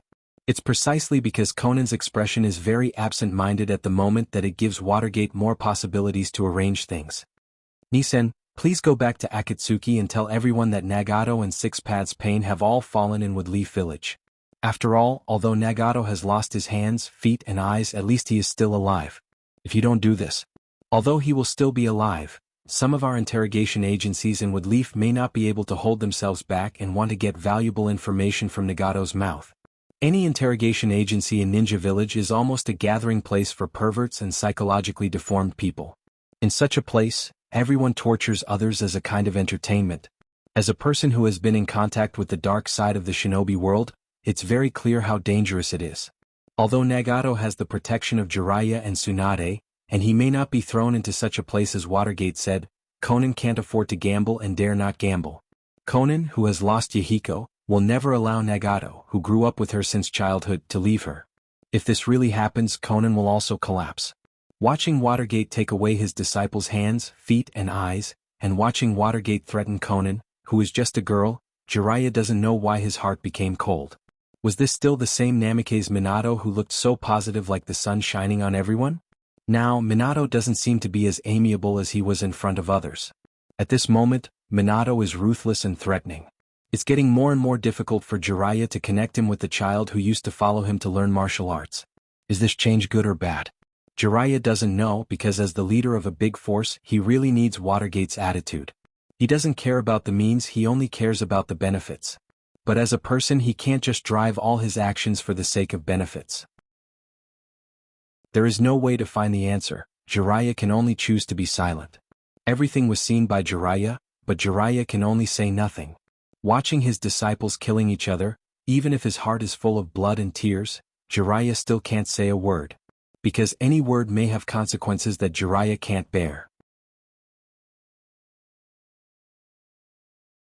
Chapter 499. Nagato, who could no longer move, was handed over to Tsunade. This battle also ushered in the end of Nagato's capture and Conan's retreat. Under the threat of Watergate, Conan had to leave Woodleaf and inform the Akatsuki about the loss of Nagato and pain of Rikudo to Woodleaf. Because only in this way can the ambitious people in the entire ninja world be a little bit more peaceful. Only in this way can a message be sent to the entire ninja world.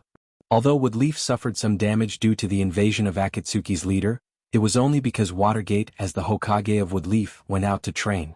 Watergate, who returned from his training, directly defeated Pain of Rikudo and the leader of Akatsuki with a momentum of crushing dry weeds and smashing rotten wood. The people in the ninja world who bury their thoughts carefully wipe their eyes clean carefully. Don't be blinded by desire. As long as Watergate is still there, as long as those ninjas who stand in the top position in Woodleaf are still there, then all those who try to do something to Woodleaf, please be prepared to not only fail to bite the meat but also get their teeth broken. And just after the end of this war, Watergate's popularity in Woodleaf increased almost day by day.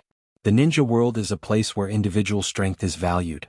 Such a powerful Pain of Rikudo was destroyed by Watergate's hands, then the civilians and ninjas who live in Woodleaf have a solid backing. So although Woodleaf suffered some losses because of such an invasion, the sadness caused by the loss was quickly replaced by the joy brought by Watergate's strength. Everyone sweeps the snow in front of their own door. Don't worry about the frost on the roof of others. After all, the people who lost their lives in such a war are only a small number of people. For most people, they just lost a certain degree of property and house. The heartache caused by these losses was also reduced a lot by the support from the daimyo of the Land of Fire and the statement of subsidies issued by the Woodleaf Ninja Village. At least, it wasn't a total loss without a trace of comfort. Woodleaf Ninja Village and the Land of Fire have decided to build houses for the residents who lost their houses for free and give them a certain amount of compensation for the war, which made everyone feel a lot better. But after all, this was an invasion that caused a huge impact. Everything that happened wasn't that joyful. On the day of the rescue of the Land of Fire and Woodleaf Ninja Village's statement of compensation, a piece of news swept through the entire Land of Fire.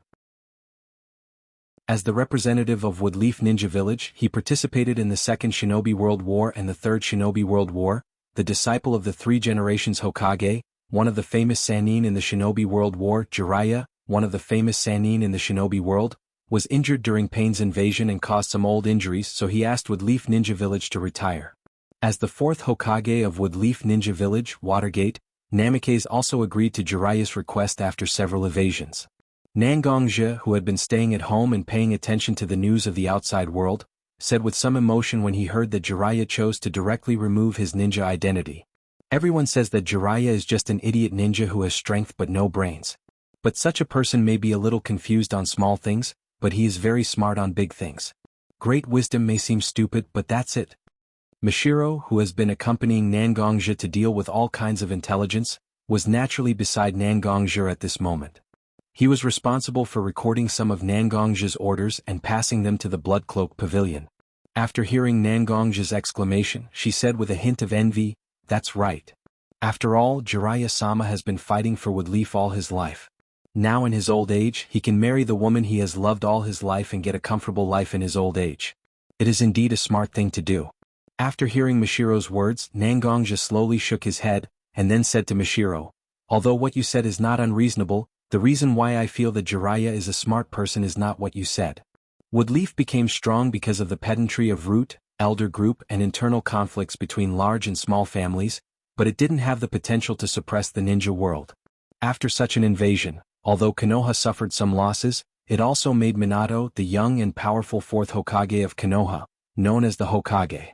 To put it bluntly, in the current Woodleaf, even if the elder group and all the forces of large and small families gather together, they can't withstand a casual order from Watergate. This is the powerful prestige that Watergate has now, this is the great power that Watergate has now, this is the great power that Woodleaf can gather." Hearing this, Mashiro, who has always been smart, also understood the meaning of Nangongja's words, and then Nangongja said, "It is precisely because of the strong power of the fourth Hokage and the strong cohesion of Woodleaf that the Woodleaf will become a powerful organization without any constraints. And such a powerful force appearing in the ninja world is something that no one wants to see. Although on the surface, other ninja villages may not have the power to directly confront Woodleaf, but that doesn't mean that they won't use some insidious means. Just one or two forces may not have a huge impact on the Woodleaf, but when dozens of forces use insidious means against the Woodleaf at the same time, not to cause any losses to the Woodleaf, but just to annoy the Woodleaf. It's enough to annoy the fourth Hokage. Hearing Mishiro's words, Nangonja also smiled with relief, apparently agreeing with Mishiro's point of view. People often say that there can be no construction without destruction, and only after destruction can there be construction. Indeed, after going through hardships, whether it's a person or an organization, as long as they survive the most painful period, they will definitely usher in a great burst of strength. But such a point of view is only limited to the destroyer. There are other existences in this world besides the destroyer. Seeing a new threat appear in front of them, no matter what kind of force it is, it will be absolutely difficult to accept. At this moment, Watergate has become a target to attract firepower. As long as there isn't a more threatening existence in the ninja world, Woodleaf will definitely have a difficult time in the future.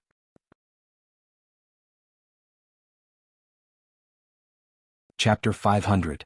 Woodleaf Ninja Village. In the mansion of the Senju family, Jiraiya looked worriedly at Nagato, who was lying on the bed with a circle of gauze covering his eyes. After bringing Nagato to Tsunade's house, under Jiraiya's repeated insistence, Tsunade helped Nagato connect the tendons of his hands and feet. However, because Minato was very heavy-handed and missed the best opportunity, although Nagato could move his hands and feet, he could only move. At this moment, according to the condition of Nagato's hands and feet, even if he undergoes a certain degree of rehabilitation training, at most, he can only recover to a level slightly weaker than normal people. In fact, it's not just Nagato's body that's crippled. Jiraiya's body also seriously damaged his left arm and right leg because of the previous battle with Tendo pain. Although he can walk normally now, even jumping and running are not a problem. But chakra can't be used at all.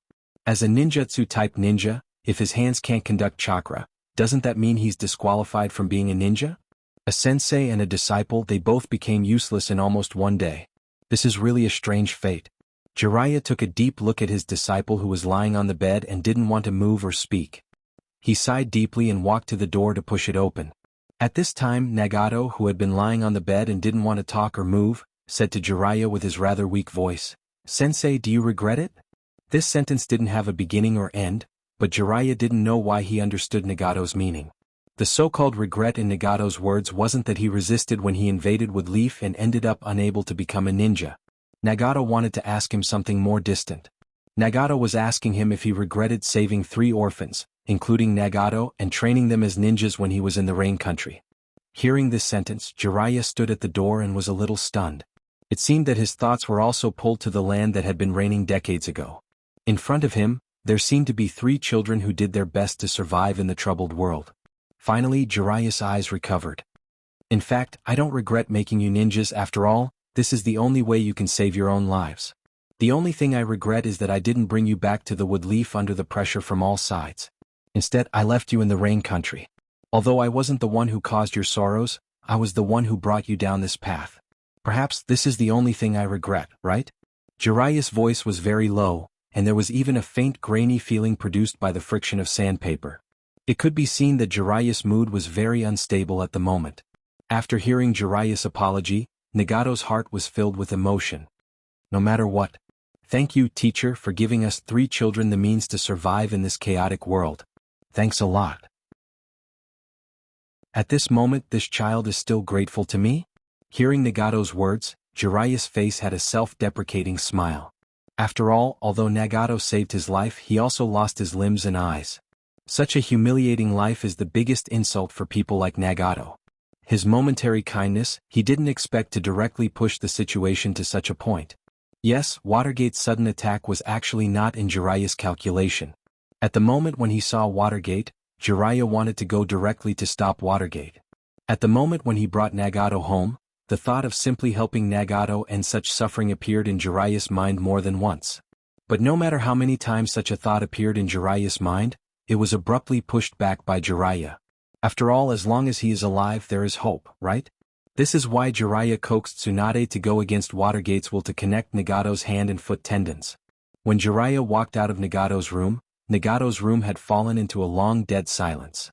After all, in Watergate's view, Nagato now has no ability to move and no Rinnegan beyond human limits, so Watergate did not deploy Umbu to monitor Nagato.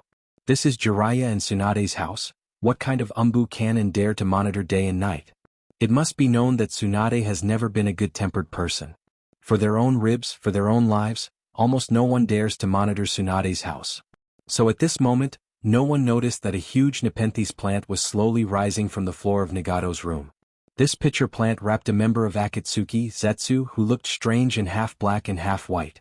Although Nagato's hands and feet haven't recovered, and Nagato's Rinnegan has been taken away, but Nagato's perception as a ninja is still there. Although Zetsu only leaked a weak chakra, as a person familiar with Zetsu, Nagato still noticed Zetsu's existence. Zetsu? Did Hoodlum send you here? Nagato's tone was very cold. Although Zetsu is also his subordinate in name, Nagato knows that Zetsu has always been with Hoodlum. Now that he has lost his ability as a ninja, Zetsu suddenly appeared by his side. With Nagato's own understanding of Hoodlum and Zetsu, Zetsu definitely didn't come here to save him this time. It doesn't matter who sent me here, what matters is the purpose of my coming here. Nagato, you know too much. I don't feel at ease leaving you in the Woodleaf, so I decided to come and erase you after thinking about it several times. He has been following Hoodlum for a long time. Although he has always liked to talk all kinds of nonsense, he can barely be regarded as a qualified henchman. Zetsu came here to prepare for Nagato out of his own will? Such an answer is beyond Nagato's expectation. It seems that Hoodlum is not so good at ordering Zetsu. Not bad, I actually saw such an interesting scene before my death. I don't know what kind of expression Hoodlum will have when he sees Zetsu's autonomy. Although I may not be able to see it, I believe it will be very wonderful. Chapter 501. When Jiraiya went to visit Nagato again, Nagato had already stopped breathing. Jiraiya carefully examined Nagato's body from top to bottom, but he didn't find any injuries. The only strange thing was probably the 2 lines of blood flowing from Nagato's empty eye sockets that were wrapped in gauze. Jiraiya didn't know what kind of mood made Nagato shed such tears, but Nagato's life was already gone, and everything became meaningless. Whether Nagato chose to commit suicide because he hated his own powerlessness, or he died for all other reasons, Jiraiya didn't want to pursue it. All Jiraiya could feel was the tiredness from the bottom of his heart, and he just wanted to throw away everything and live a peaceful life. After cremating Nagato's body, Jiraiya buried the urn containing Nagato's ashes under a tree in his courtyard. Every day he sat in the courtyard and drank and chatted with Tsunade, living a leisurely life. However, as the 4th Hokage of Woodleaf, Watergate didn't live as carefree as Jiraiya. After the news of his victory over the leader of Akatsuki spread throughout the ninja world, although Watergate gained a huge reputation that he had never had before, he also faced a huge pressure as Nangongja and Mashiro expected. In just the last 3 days, Konoha has received nearly 100 cases of harassment from large and small forces. As a ninja who performs various tasks in the ninja world, once they encounter a deliberate difficulty, it will lead to a sharp increase in the pressure of performing tasks. A ninja who was about to carry out a mission to eliminate bandits suddenly found that the bandits hired ninjas who were about the same level as them at a low price to guard them. A ninja who was about to carry out an assassination mission before he took action, his assassination target was notified in advance and recruited a large group of ninjas and guards to protect his safety. Such deliberate difficulties led to a significant decrease in Konoha's mission completion rate. The decrease in the completion rate of the quest also caused a chain reaction. Many people who intended to issue the quest also temporarily changed the ninja village they commissioned. Now Woodleaf indeed has a reputation that other forces can't match, but this reputation also led to the hostility of other forces. Watergate is indeed strong, Woodleaf's high-level power is indeed strong, but it doesn't mean that the basic ninjas of Woodleaf village are also strong. Woodleaf now, although nothing can be seen on the surface, there are already some signs of resentment. And under the investigation of the Umbu under Minato's direct command, Minato also learned that someone is adding fuel to the fire to replace the Hokage. Although such a person behind the scenes hasn't appeared yet, from such a manipulation of public opinion and heart, such a person is definitely not easy. Crash. Watergate looked at the report in his hand, to his heart twos to bottom, his heart's heart to heart. Under his influence was thrown to the floor. To the report to the floor. I'm still too impatient. Watergate stretched out his hand and pressed on his slightly swollen temple. His words were full of inexplicable emotions, which were mixed with anger, regret, and more irritability. After destroying 6 paths of pain, I only thought that my fame would spread all over the ninja world, and my reputation in Woodleaf would rise greatly. But I didn't think about how other forces would react in the face of such a threat. Miscalculation. No plan. Jiraiya-sensei also informed me of Nagato's strange death, which undoubtedly also created a gap between Jiraiya-sensei and me. For a while there was a trace of betrayal around me. Sure enough, it's a good method. Just when Watergate was still immersed in his own distress, Watergate's office door was knocked. As the leader of a ninja village, he must not show any negative emotions in front of his subordinates. Only in this way can he show his majesty. After clearing his throat slightly and adjusting his expression and sitting posture, Watergate said to the door, "Come in." Hearing Watergate's order, the office door was slowly opened. As the think tank of Woodleaf, Shikaku Nara, and the two representatives of the elders of Kiba, Mito Menitis and Zhuan Shaochun, walked in together. After respectfully saluting Watergate, Shikaku Nara took the lead and said, "Hokage-sama, the mist, the cloud, the sand and the rock have jointly issued a notice to Woodleaf Village to start the 5 Kage Summit." With that said, Shikaku Nara took out a scroll with the seal of the 4 major ninja villages from his arms, stepped forward a few steps, and slowly placed the scroll in front of Watergate. Watergate didn't open the scroll carefully. Instead he looked at Zhuan Shaochun, Mito Menitis and Shikaku Nara and said, "This scroll must be a lot of useless words.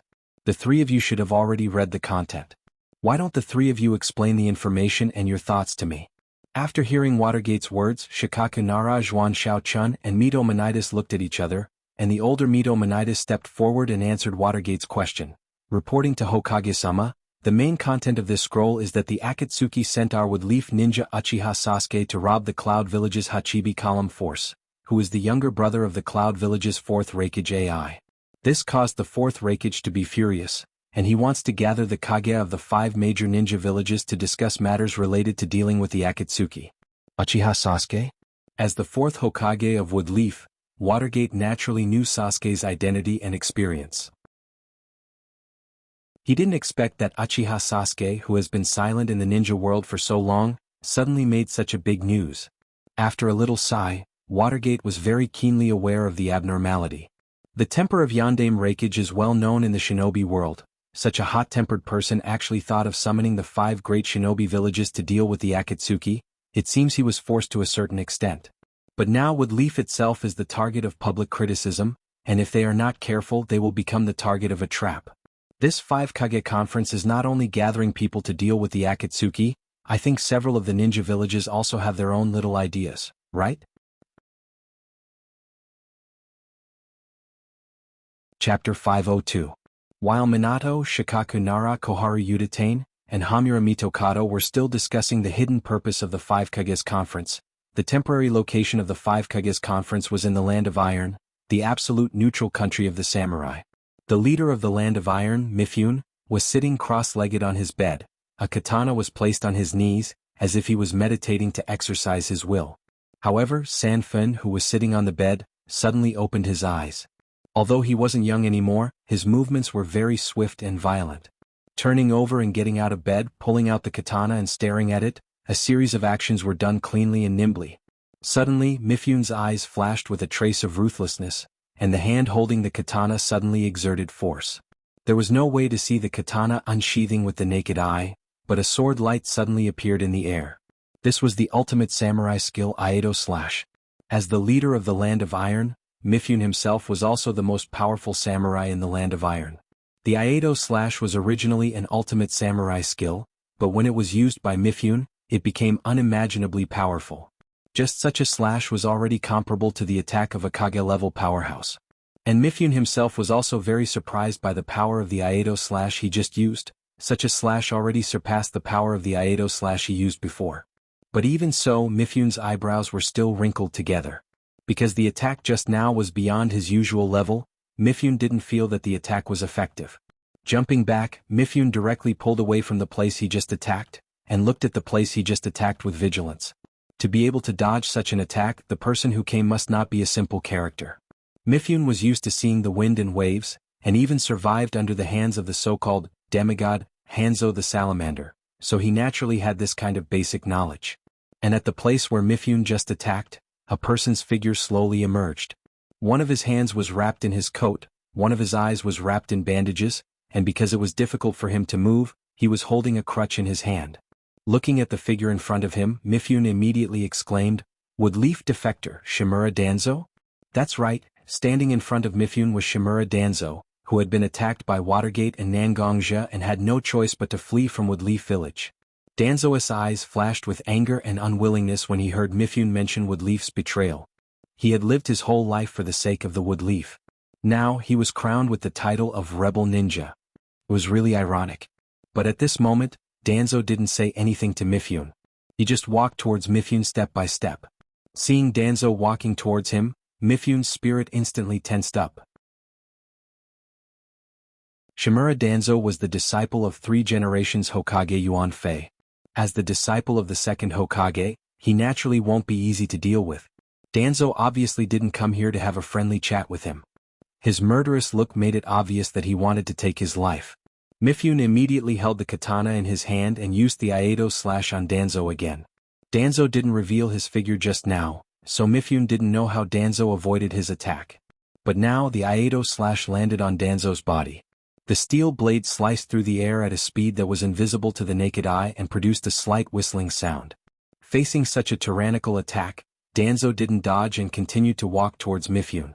In a moment the blade cut through Danzo's body, but Mifune didn't expect that his katana would pass through Danzo's body as if the Danzo standing in front of him didn't exist. But whether it was the dangerous aura emanating from Danzo or the feeling in his heart, it was telling him that the person standing in front of him and withstanding his attack in such a strange way was the real Shimura Danzo.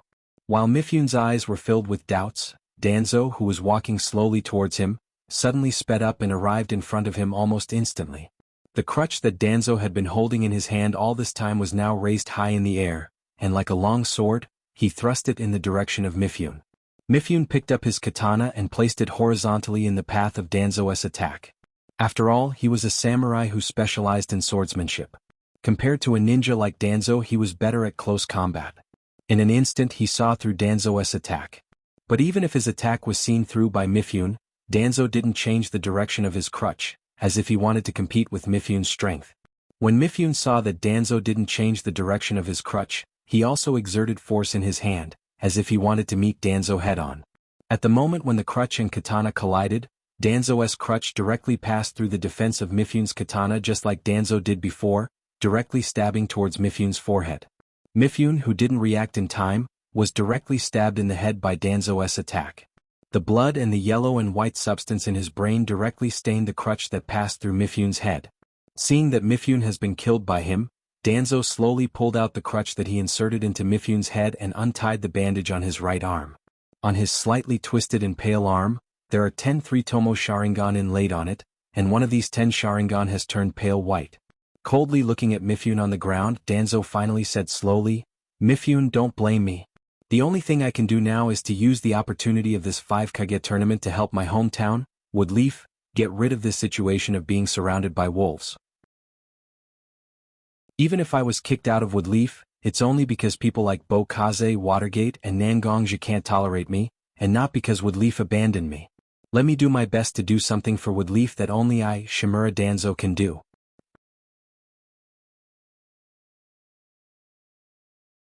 Chapter 503. Finally, after some discussion, Watergate, Nara Shikaku, Zhuan Shaochun, and Mito Monitis came up with a solution to the 5 Kages conference. In any case, Woodleaf must participate in this 5 Kages conference. After all, this 5 Kages conference was held to fight against the Akatsuki. Woodleaf, as the ninja village that suffered the most damage from the Akatsuki, and also the ninja village that caused the most damage to the Akatsuki, Woodleaf must not be evaded. Since they can't evade, then they must face it bravely. It's nothing more than dealing with every move that comes their way. Based on the fact that during this period of time, those big and small forces only dared to secretly use some small means to make Konoha feel disgusted. Presumably, nothing too excessive will happen in this 5 Kage summit. The people who participate in the 5 Kages conference can bring 2 personal guards.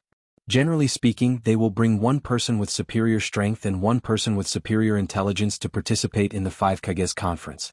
But the personnel can't be transferred so casually. After all, a Kage leaving the village still has to leave a certain amount of defense force for the village. After careful consideration, Watergate finally decided on his 2 followers. People who can use their brains are very easy to find. In the Nara clan, there is a ready-made existence with wisdom far beyond ordinary people, Nara Shikamaru. But as a follower who can show off his strength, it's not so easy to find. After all, Almost all of Woodleaf's high-end combat power has received missions to earn rewards, in order to offset the malicious influence of other forces. As for the few ninjas left in Woodleaf, Watergate can't choose them to participate in the 5 Kages conference. After all, Woodleaf itself has to leave some guards, right? When Watergate, Zhuan Xiaochun, and Mito Menitis were still thinking about the second follower, Nara Shikaku opened his mouth and then closed it again.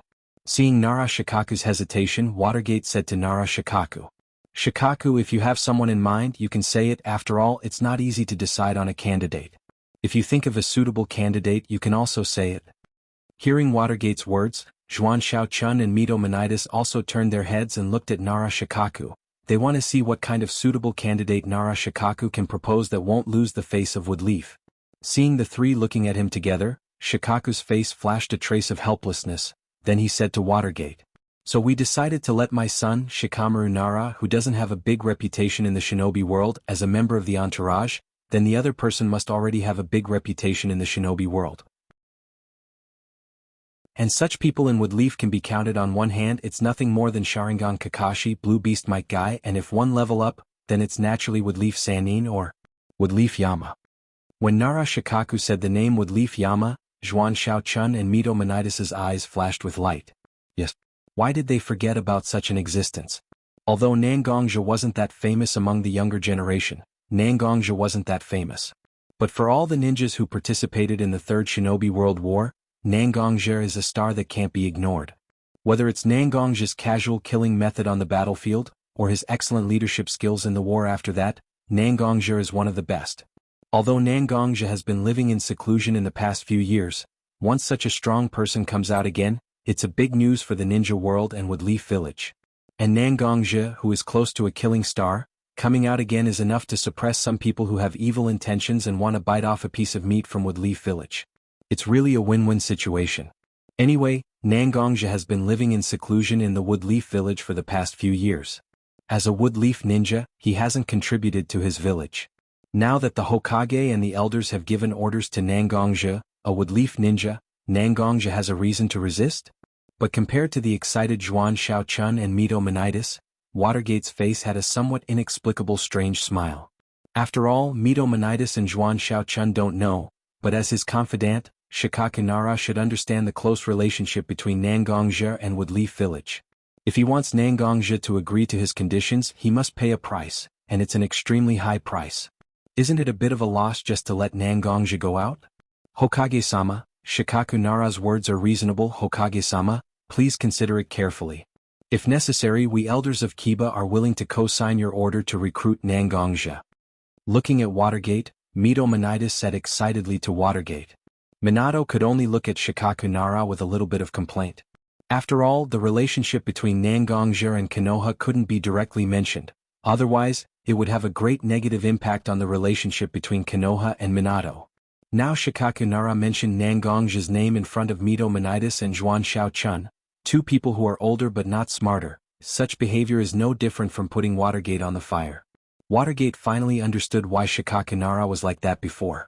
Indeed, if it was just Watergate and Shikaku here, Shikaku Nara will directly propose such an option for Watergate's reference. But now that Mito Menitis and Zhuan Xiaochun are here, Watergate forced Shikaku Nara to say such a thing.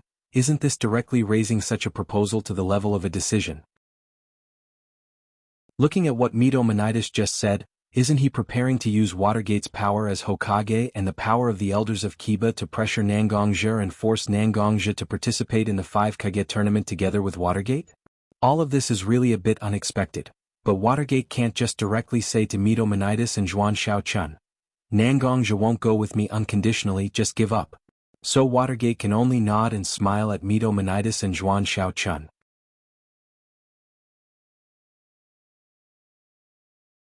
Chapter 504. After finally sending back the two elders of Kiba advisors, Mito Menitis and Zhuan Xiaochun back, Watergate signaled Shikaku Nara to stay. After closing the office door, Shikaku Nara sat opposite Watergate under Watergate's signal. "Shikaku, although I know that letting Nangongja become my follower and participate in the 5 Kage summit with me is a good opportunity to show the strength of our Woodleaf village, all of this is based on the premise that Nangongja is willing to listen to my orders. If we want Nangongja to listen to my orders, we must pay a price that is enough to move him. Shikaku, I don't know if this price is worth it in your opinion? Watergate knew that with Shikaku's high IQ, he would never casually say something that shouldn't be said in front of Mito Menitis and Zhuan Xiaochun.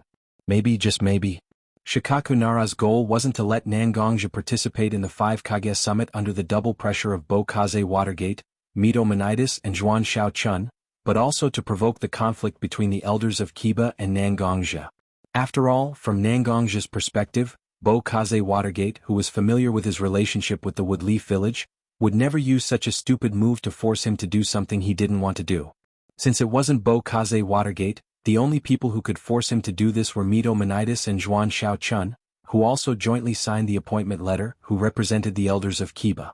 Perhaps this wouldn't directly cause an unpredictable large-scale conflict between Nangongja and the elders of Kiba, but once this kind of disgust took root in his heart, it was difficult to easily disappear.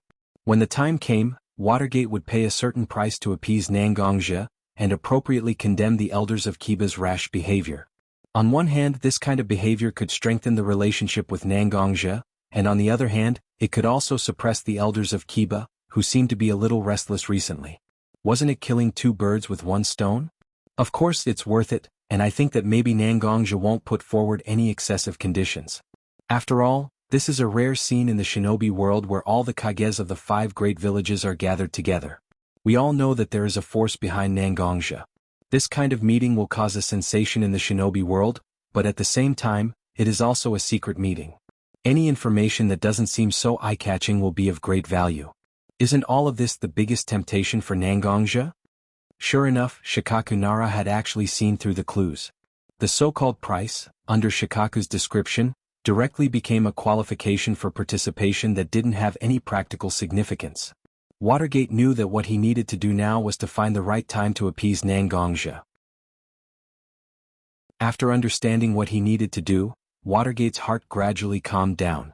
After chatting with Shikaku about some trivial matters and talking about the performance of Shikamaru and Naruto these days, Watergate even personally sent Shikaku out of the Hokage's office.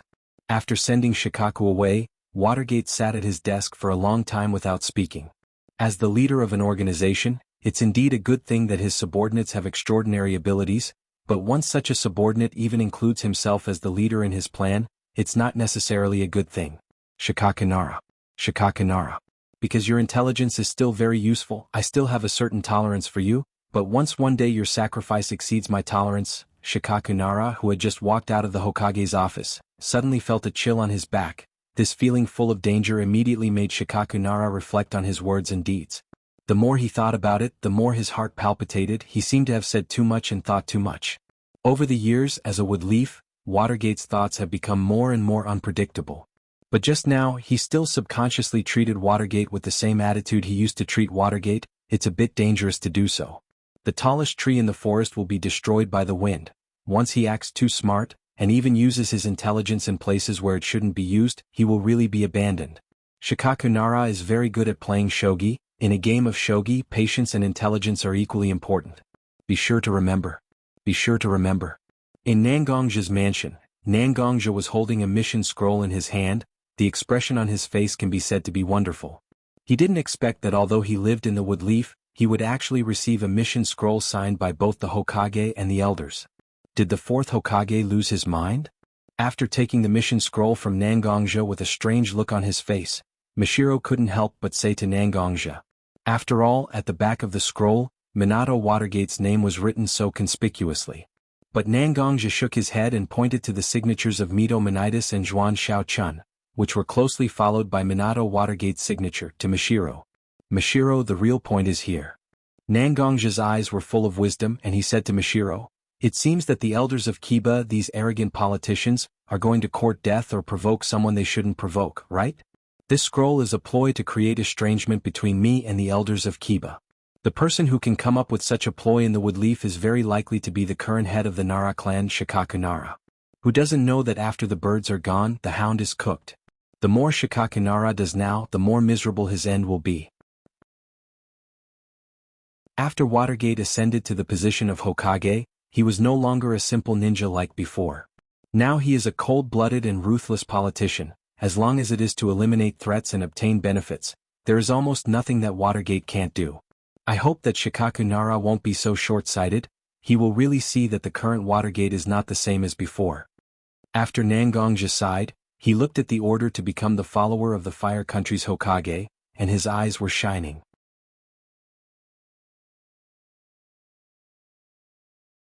Chapter 505. Casually throwing the scroll with the signature of the highest level of Konoha to the side, Nangongja looked at Mishiro and said with a solemn expression, "That's right. Don't worry. For the time being, we don't need to pay attention to such a mission scroll. It won't take long for Minato to come directly to apologize, and then put all the shit on the heads of the elders of Konoha. It's really interesting. If I wasn't the leader of a force like the Blood Clothing Pavilion and didn't know such little tricks, I'm sure I would have been toyed with in the palm of your hand." When Nangongja spoke, there was no anger on his face. Instead, there was an inexplicable smile on his face. Such a smile looked like the smile of a person sitting in the audience watching an actor on the stage trying his best to perform a burlesque. Because of the actor's antics, he felt a mixture of contempt and IQ-crushing smile. When Mishiro saw the smile on Nangongja's face, he knew that Nangongja already knew what was going on, so he didn't say anything else. Sure enough, after seeing that Nangongja received the mission scroll but didn't have the reaction that Watergate and Shikaku expected, Watergate finally couldn't sit still. After all, the date of the Five Shadows Conference was getting closer and closer. It wasn't easy to get Nangongja to be his follower, and he had also made a lot of arrangements. If he were to change the person at the last minute, it would be troublesome. After all, Nangongja is also an important part of Watergate and Shikaku's plan to show the power of Woodleaf Ninja Village. Please don't blame me for coming uninvited. After knocking on the door of Nangongja's house, Nangongja, as the head of the family, opened the door for Watergate, who was standing at the door. After seeing Nangongja, Watergate didn't have the slightest arrogance of a Hokage. Instead, he was very polite to Nangongja and said, "Hokage-sama is too polite. As the leader of Woodleaf Ninja Village, I'm flattered that you can take the time to come to the residence of an insignificant ninja like me. Don't just stand at the door, otherwise wouldn't the Nangong family be laughed at for being rude? Please come in." After making a gesture to Watergate, Nangongja led Watergate into his house. Although the communication between the two seemed to be very polite and close, a sense of alienation and rejection was so obvious. In fact, whether it was Watergate or Nangongja, both of them knew that from the moment they met, they had already begun to plot against each other. But whether it was Watergate or Nangongja, they didn't exclude this kind of behavior from each other. After all, whether it was Nangongja or Watergate, both of them stood at the top of power. Although it doesn't sound good, in fact, it was a behavior that could never be avoided. In order to get the benefits they want, everyone will, intentionally or unintentionally, calculate others or themselves. All of this is understandable. Nangongja and Watergate walked into the living room together. At the same time, the two of them tacitly didn't mention anything related to the Five Shadow Summit. Instead, they began to chat about their daily lives. From the situation at home to Naruto's performance these days, the two of them were waiting to see who could resist the desire in their hearts more. It turned out that Watergate was indeed slightly inferior. It wasn't that Watergate's temperament was much worse than Nangongja's, it was just that the two of them faced different things. For Nangongja, the so-called Five Shadow Summit was indeed somewhat valuable.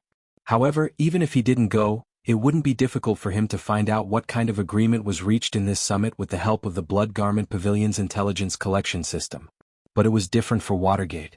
During this period of time, various methods from large and small forces had been used openly and secretly. In fact, Watergate was already a little tired of dealing with them.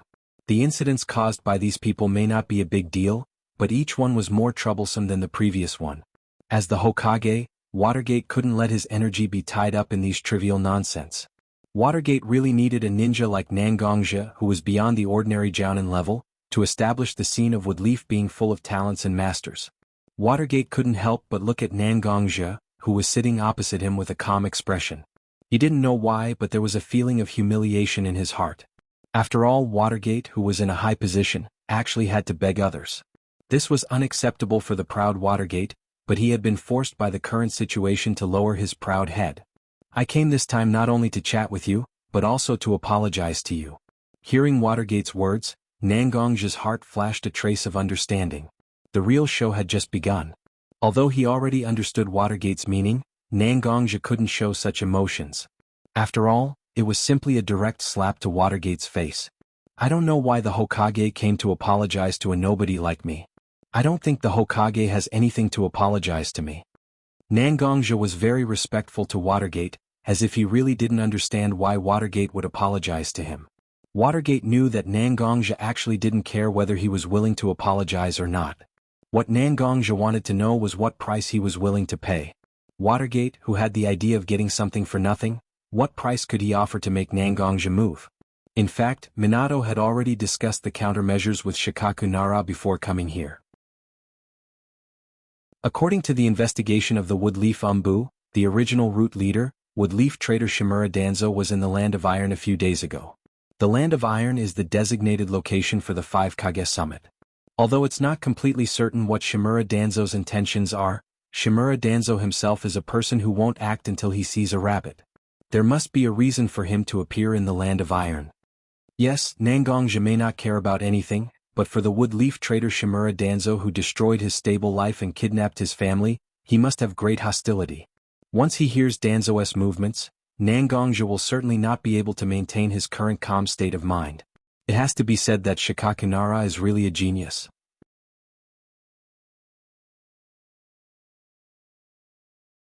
Chapter 506.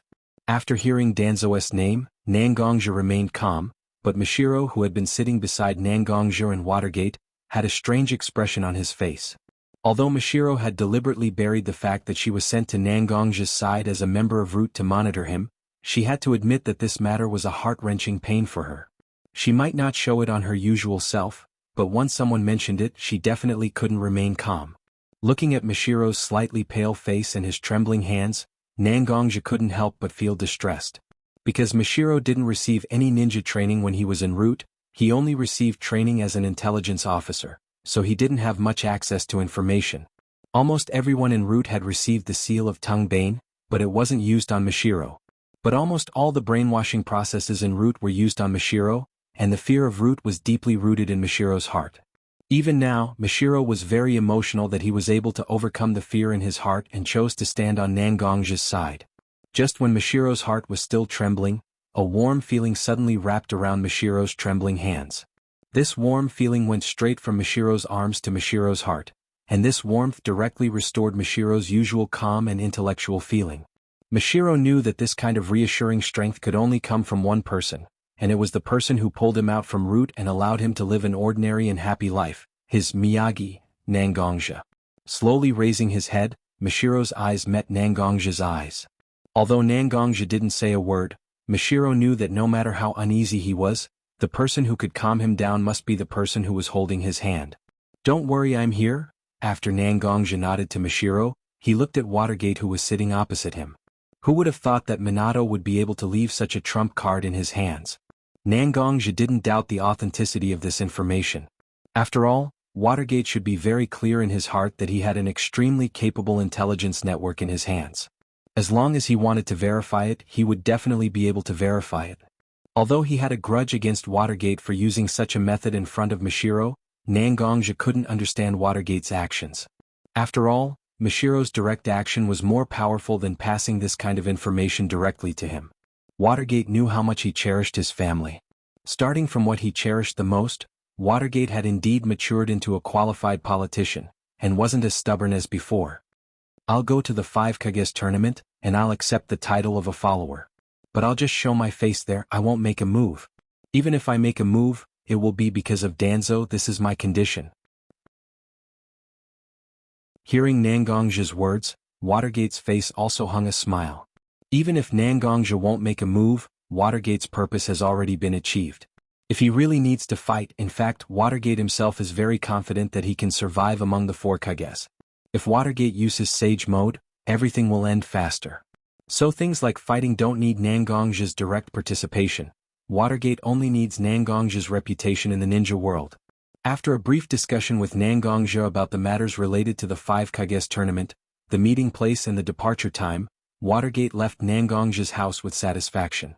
After seeing Watergate off at the gate, Nangongja slowly walked back to his house. Mashiro was sitting in the living room at the moment. Although Nangongja temporarily comforted Mashiro, such a thing involving a very deep psychological problem can't be solved in a short time.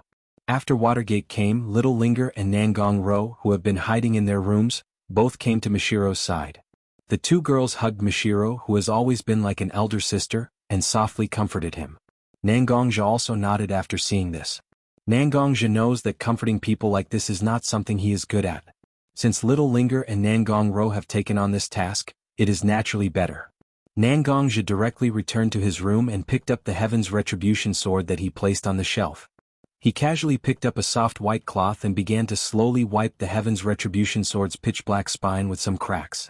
Although there was a cloth between them, Nangongja could still clearly feel the cold touch of the Heaven's Retribution sword. Could it be that Nangongja wasn't angry at all? Of course not. In terms of hatred for Danzo, Nangongja was not weaker than anyone. However, at that time, Watergate was sitting opposite him, and Mishiro was sitting beside him. At this time, Nangongja absolutely can't lose his mind. Therefore, Nangongja forcibly suppressed the anger in his heart. On one hand he could make Mishiro feel at ease, and on the other hand he could make Watergate unable to see through his thoughts. It was only when there was no one around him that Nangongja was able to let out all the emotions in his heart. At this moment, although Nangongja doesn't seem to have anything special, once someone can get close to Nangongja, they can immediately feel a chill from the depths of their bones. But unlike this bone-chilling cold, Nangongja's eyes at this moment seem to be ignited with a blazing flame, burning the body and soul. At this moment, it seems that he is looking for the next target to be burned by such a raging flame. Danzo, I accidentally let you escape in the past, and there has been no news about you for many years. I thought that you would live like a cockroach in the ninja world. But I didn't expect that you would actually start to come out and cause trouble again. In that case, I naturally can't turn a blind eye to it. This 5 Kages convention will be the end of your life. The hand holding the white cloth involuntarily exerted force, and the sharp blade of the Heaven's Retribution sword directly cut through the cloth. Even Nangongja's finger was cut, but Nangongja seemed to be completely unmoved, and just quietly held his sword.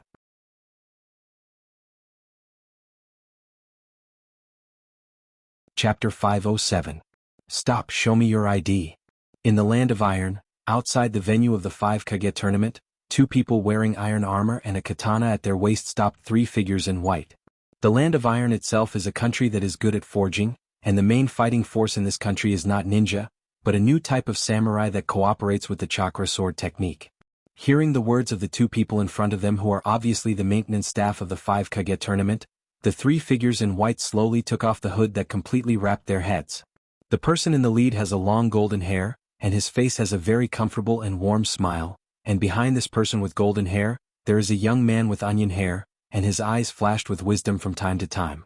The person on the other side has a very soft long black hair, starry eyes and sword-like eyebrows, looking very imposing, and on the back of this person, there is a dark sword hilt that looks very conspicuous. As the maintenance staff of the venue, the portraits of the main participants of this conference have naturally been handed over to them early on. Moreover, in front of the two of them, in addition to the person with long black hair, they were wearing the iconic Konoha forehead protector on their foreheads at the moment. Hokage-sama, welcome to the 5 Kage tournament, please come in. After entering, there will be a special person to arrange accommodation for you and your entourage. When all the Kage have arrived, the 5 Kage tournament will be held as scheduled.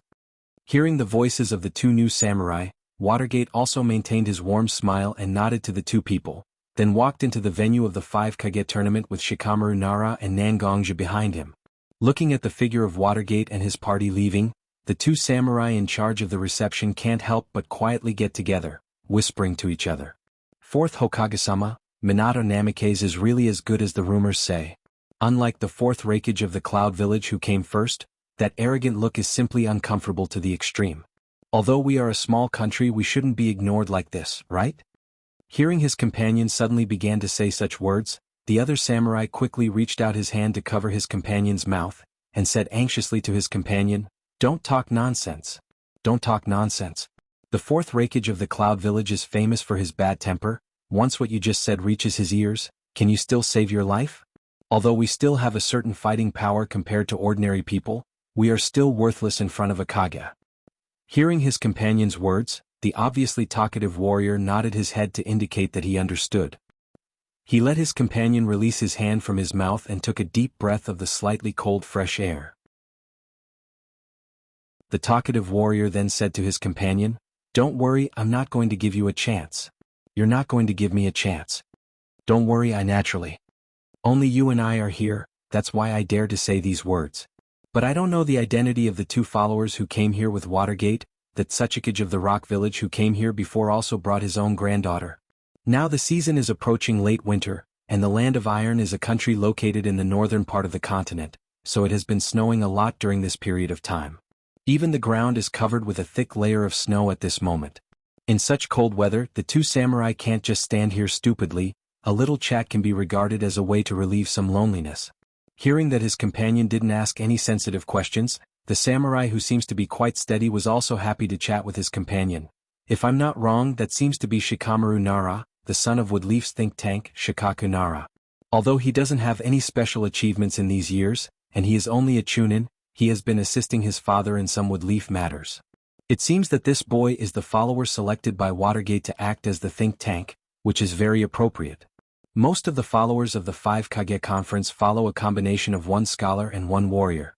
Since Shikamaru Nara is obviously not a person who can represent the strength of Woodleaf, the one who can represent the strength of Woodleaf naturally falls on the person with long black hair and sharp eyebrows. Then is the person who didn't wear the Woodleaf headband the person selected by Watergate to represent the strength of Woodleaf? But I don't seem to have heard of a person with such characteristics among the strong people of Woodleaf. After the samurai heard the steady samurai's words, he immediately said impatiently. And after the steady samurai heard the words of the samurai, his eyes flashed with a trace of reminiscence, and then he said to the samurai, I'm not sure if I really recognize the identity of this person after all. This person has been living in seclusion for a long time. In the past 10 years there have been no rumors about him in the ninja world, but just now the black sword hilt exposed from his white cloak made me vaguely recognize his identity. If I have to describe it, maybe it can only be described as living in legends, as well as the memory of people's fear. This kind of appearance is more appropriate. After all, this person is called Yama of Woodleaf, a legend that has been hidden in the long river of time. Woodleaf Yama? Such a name suddenly broke into the mind of the samurai. The memory of rescue that was sleeping in the samurai's memory was slowly awakened. What is Woodleaf thinking, actually pulling such a peerless strong person, a peerless beast back into the ninja world? Is this just a simple demonstration of power?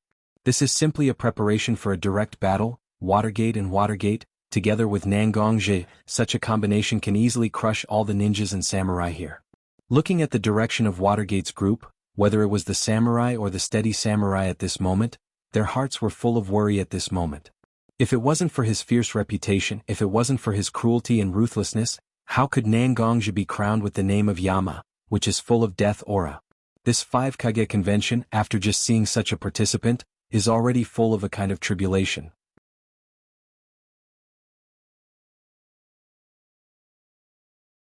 Chapter 508. This 5 Kage tournament is the first 5 Kage tournament since the shinobi world was pacified and the establishment of the 5 major villages. It can be said that it is an event of great historical significance. As the host country, the Land of Iron is naturally well prepared. In order to prevent the Kage from doing anything in private before the 5 Kage tournament, the Land of Iron has arranged for each Kage and their 2 attendants to be scattered, enough to ensure that there won't be any situation where 2 Kage from 2 villages meet in advance to form an alliance before all 5 Kage arrive. On the second day after Watergate, Nangongje and Shikamaru Nara arrived at the Land of Iron's venue. The samurai of the Land of Iron came to inform Watergate's group that all the Kage from the 5 major villages have arrived and decided the time for the official meeting. Although there is still plenty of time, Watergate didn't relax. After instructing Shikamaru Nara and Nangongje to make a short preparation, Watergate directly took Nangongje and Shikamaru Nara to the venue of the 5 Kage tournament.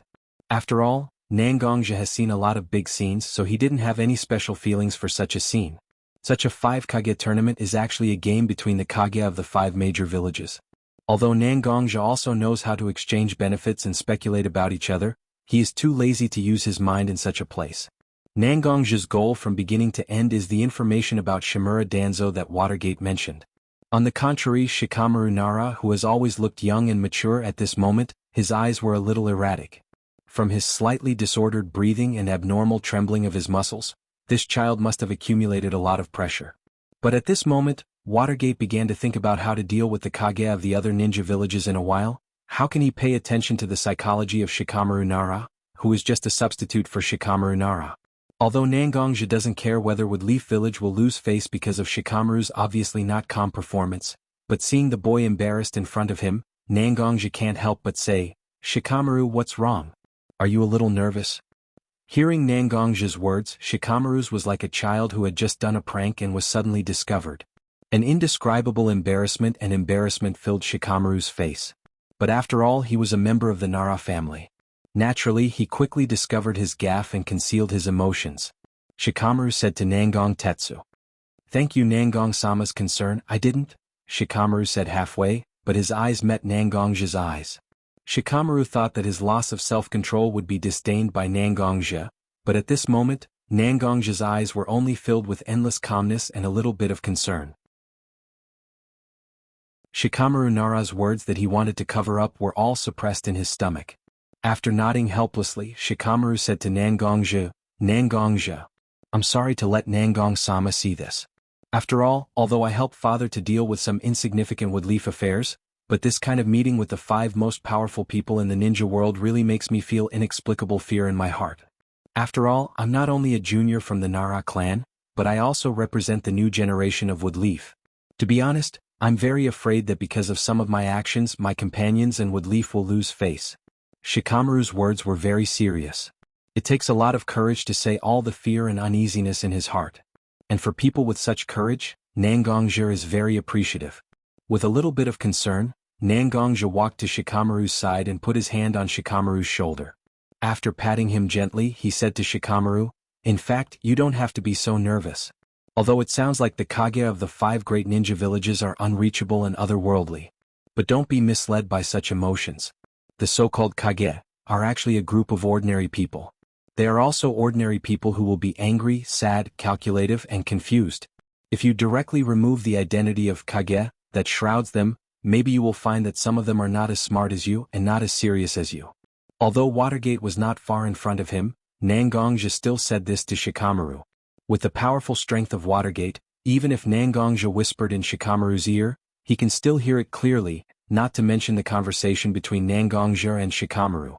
But at this moment, not only did Watergate talk to Nangongja with his identity as Kage, but after hearing Nangongja's words, he also nodded slightly. As Nangongja said, Kage is not a god. As a human, he will naturally make mistakes and do all kinds of stupid things. At this moment, although it seems that Nangongja is talking to Shikamaru, but isn't he also talking to Watergate? After all, although Watergate seems to be in a good state at this moment, he has always been a friendly person. At this moment, Watergate didn't come up to comfort Shikamaru at all. It is enough to see that Watergate's heart isn't as calm as he looks on the surface. I didn't expect to be lectured by Nangongja one day. The corners of Shui Men's mouth curled into a smile. Although he was still a little worried about what would happen during the 5 Shadow Summit, his originally heavy footsteps gradually relaxed. Even his speed of advancement became a little faster. Following behind Watergate, Nangongja and Shikamaru naturally walked quickly to the conference hall of the 5 Kage Summit. Nangongja and Shikamaru opened the door of the conference hall, and a strong light emitted from the conference hall. When Watergate, Nangongja and Shikamaru's eyes adapted to the stimulation of the strong light, the situation in the conference hall was seen by the 3 of them. Watergate deliberately set off early this time, so the conference hall now looked slightly empty. But at this moment, there was already a person sitting in the seat representing the Sunagakure of the Wind Country. The burgundy hair and the thick black circles around the eyes all proved the identity of this person. Sunagakure's 5th generation Kazekage, original Ichibi Column Force Gaara.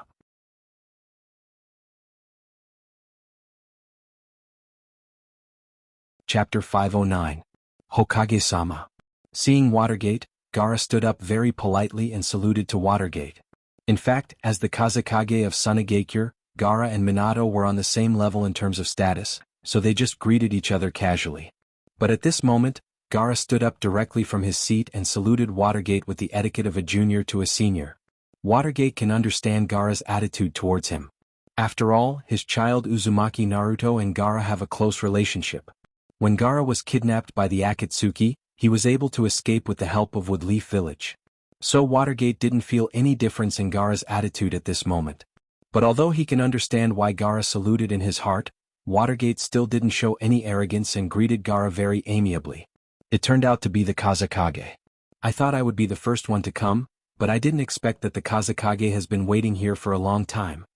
Hearing Watergate's words, although his smile was quite stiff, Gaara still explained to Watergate. Sunagakure is located in a relatively remote place, and it took a long time to come to the Land of Iron, so I'm actually the last one among the 5 Kage.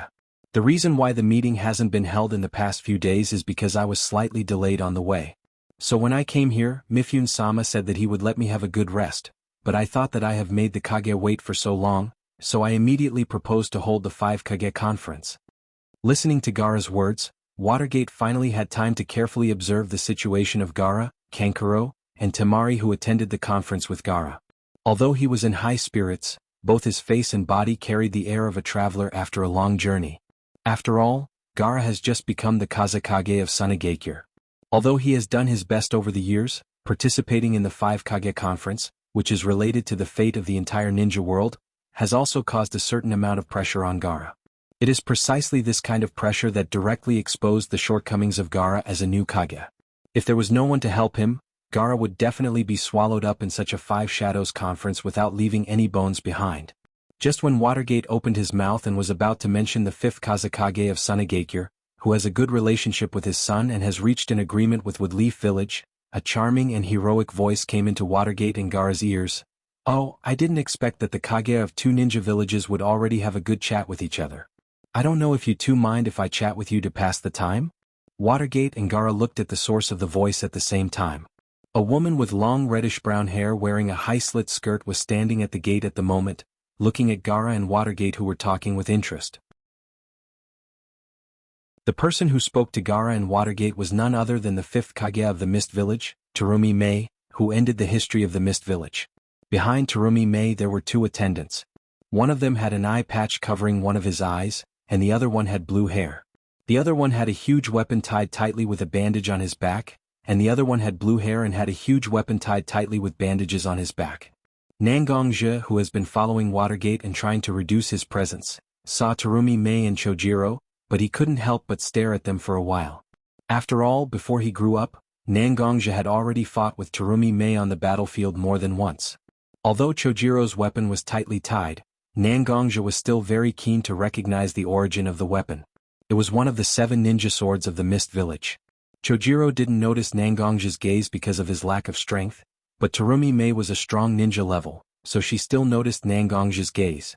She instinctively looked at the person who was peeking at her, but she saw Nangongje, a person who she didn't expect to participate in the 5 Kage tournament with Watergate. Woodleaf? Yama? Although she tried her best to control her emotions, Terumi Mei still couldn't help but call out Nangongje's title. Perhaps Nangongje's real name is not so famous in the ninja world, but Nangongje's nickname can be said to be buried in the hearts of almost everyone in the ninja world. Nangongje can be said to be a nightmare in the hearts of Woodleaf's enemies.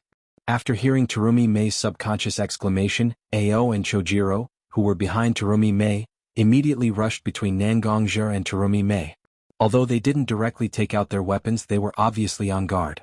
After seeing the extreme actions of Ao and Chojiro, Nangongje's mouth also slightly raised a smile. Perhaps Nangongje hoped that he could ease the tension of the 2 ninjas standing opposite him a little through his smile, but Chojiro and Ao became more and more nervous after seeing Nangongje's smile. After all, it is rumored that Woodleaf Yama always has a gentle and cold smile on his face when he kills people. Okay. You two don't have to embarrass yourselves here. Seeing the slightly extreme reaction of her subordinates, Terumi Mei finally adjusted her emotions and stopped the 2 men standing in front of her, then slowly walked forward a few steps to Nangongje and said to Nangongje, "It's really been a long time. There has been no news about you over the years. I don't know how many people said that you have lost your life for some reason. But I know that you will not lose your life so easily. After all, you are one of the few men in the world that I, Terumi Mei, approve of." Hearing Terumi Mei's words, Nangongje also slowly nodded his head. In this world, the people who are most likely to sympathize with each other are not friends, but their former enemies. Such a person who racked his brains to study your experience and your thoughts in the middle of the night just to defeat you, isn't he the person who is most likely to sympathize with you in this world?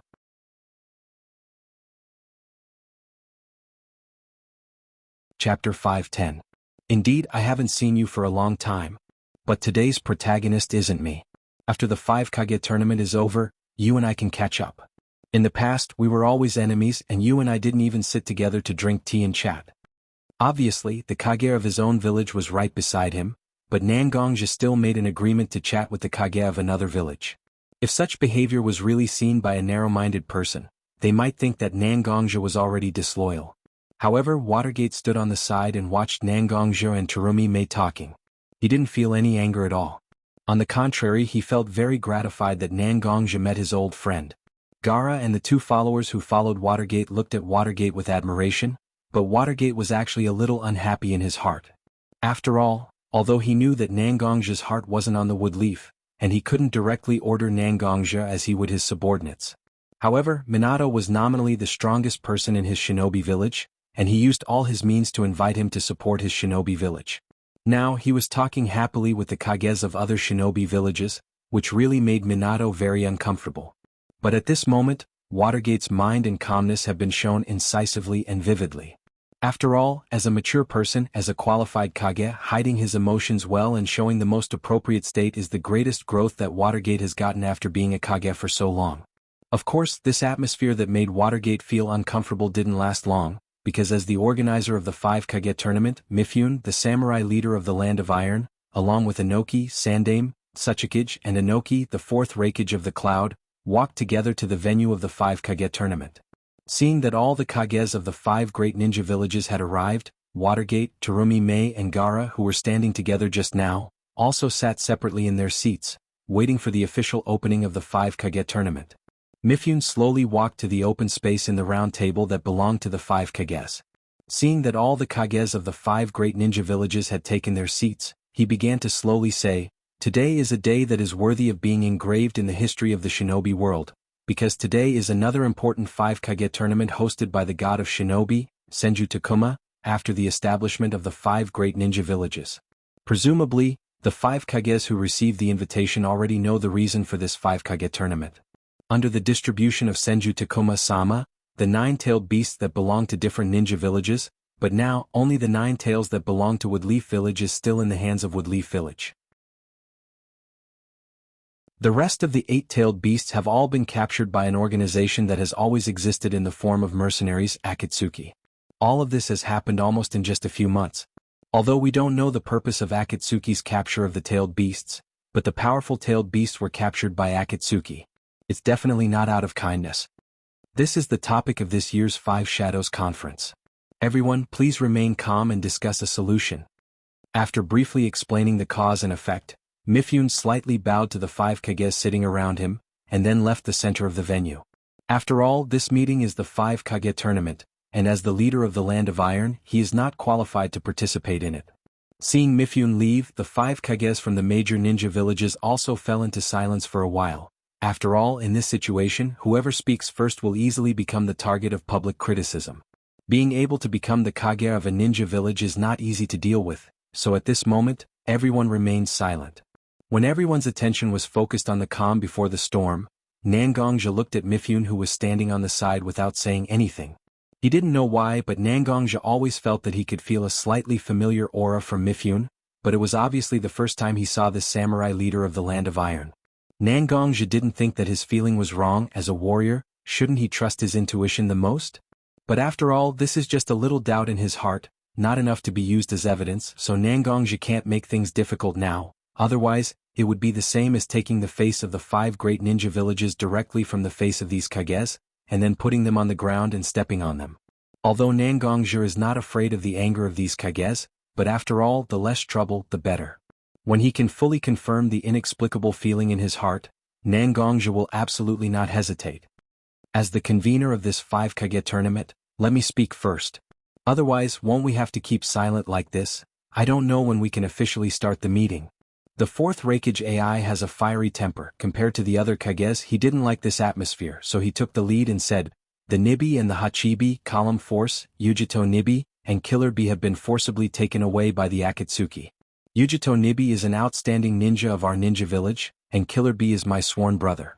These 2 people were directly taken away by the Akatsuki. It made me very angry. After some investigation, I found that the Akatsuki not only took away the ninjas of our Kumo Shinobu village, but also the 5th Raikage and more bijou. This made me realize the seriousness of the problem, so I gathered several kages of various ninja villages here to discuss how to deal with the threat of the Akatsuki.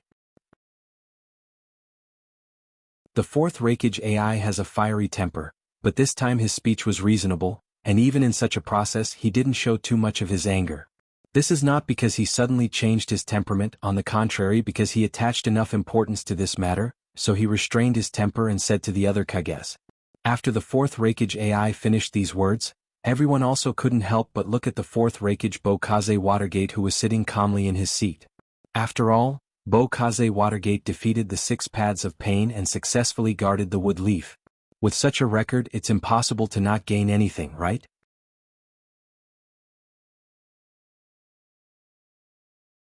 Chapter 511.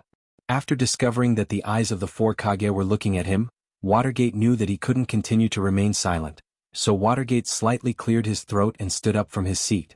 Watergate, who obviously stood up under the gaze of the 4 Kage, looked very calm at the moment, as if he had already expected such a development.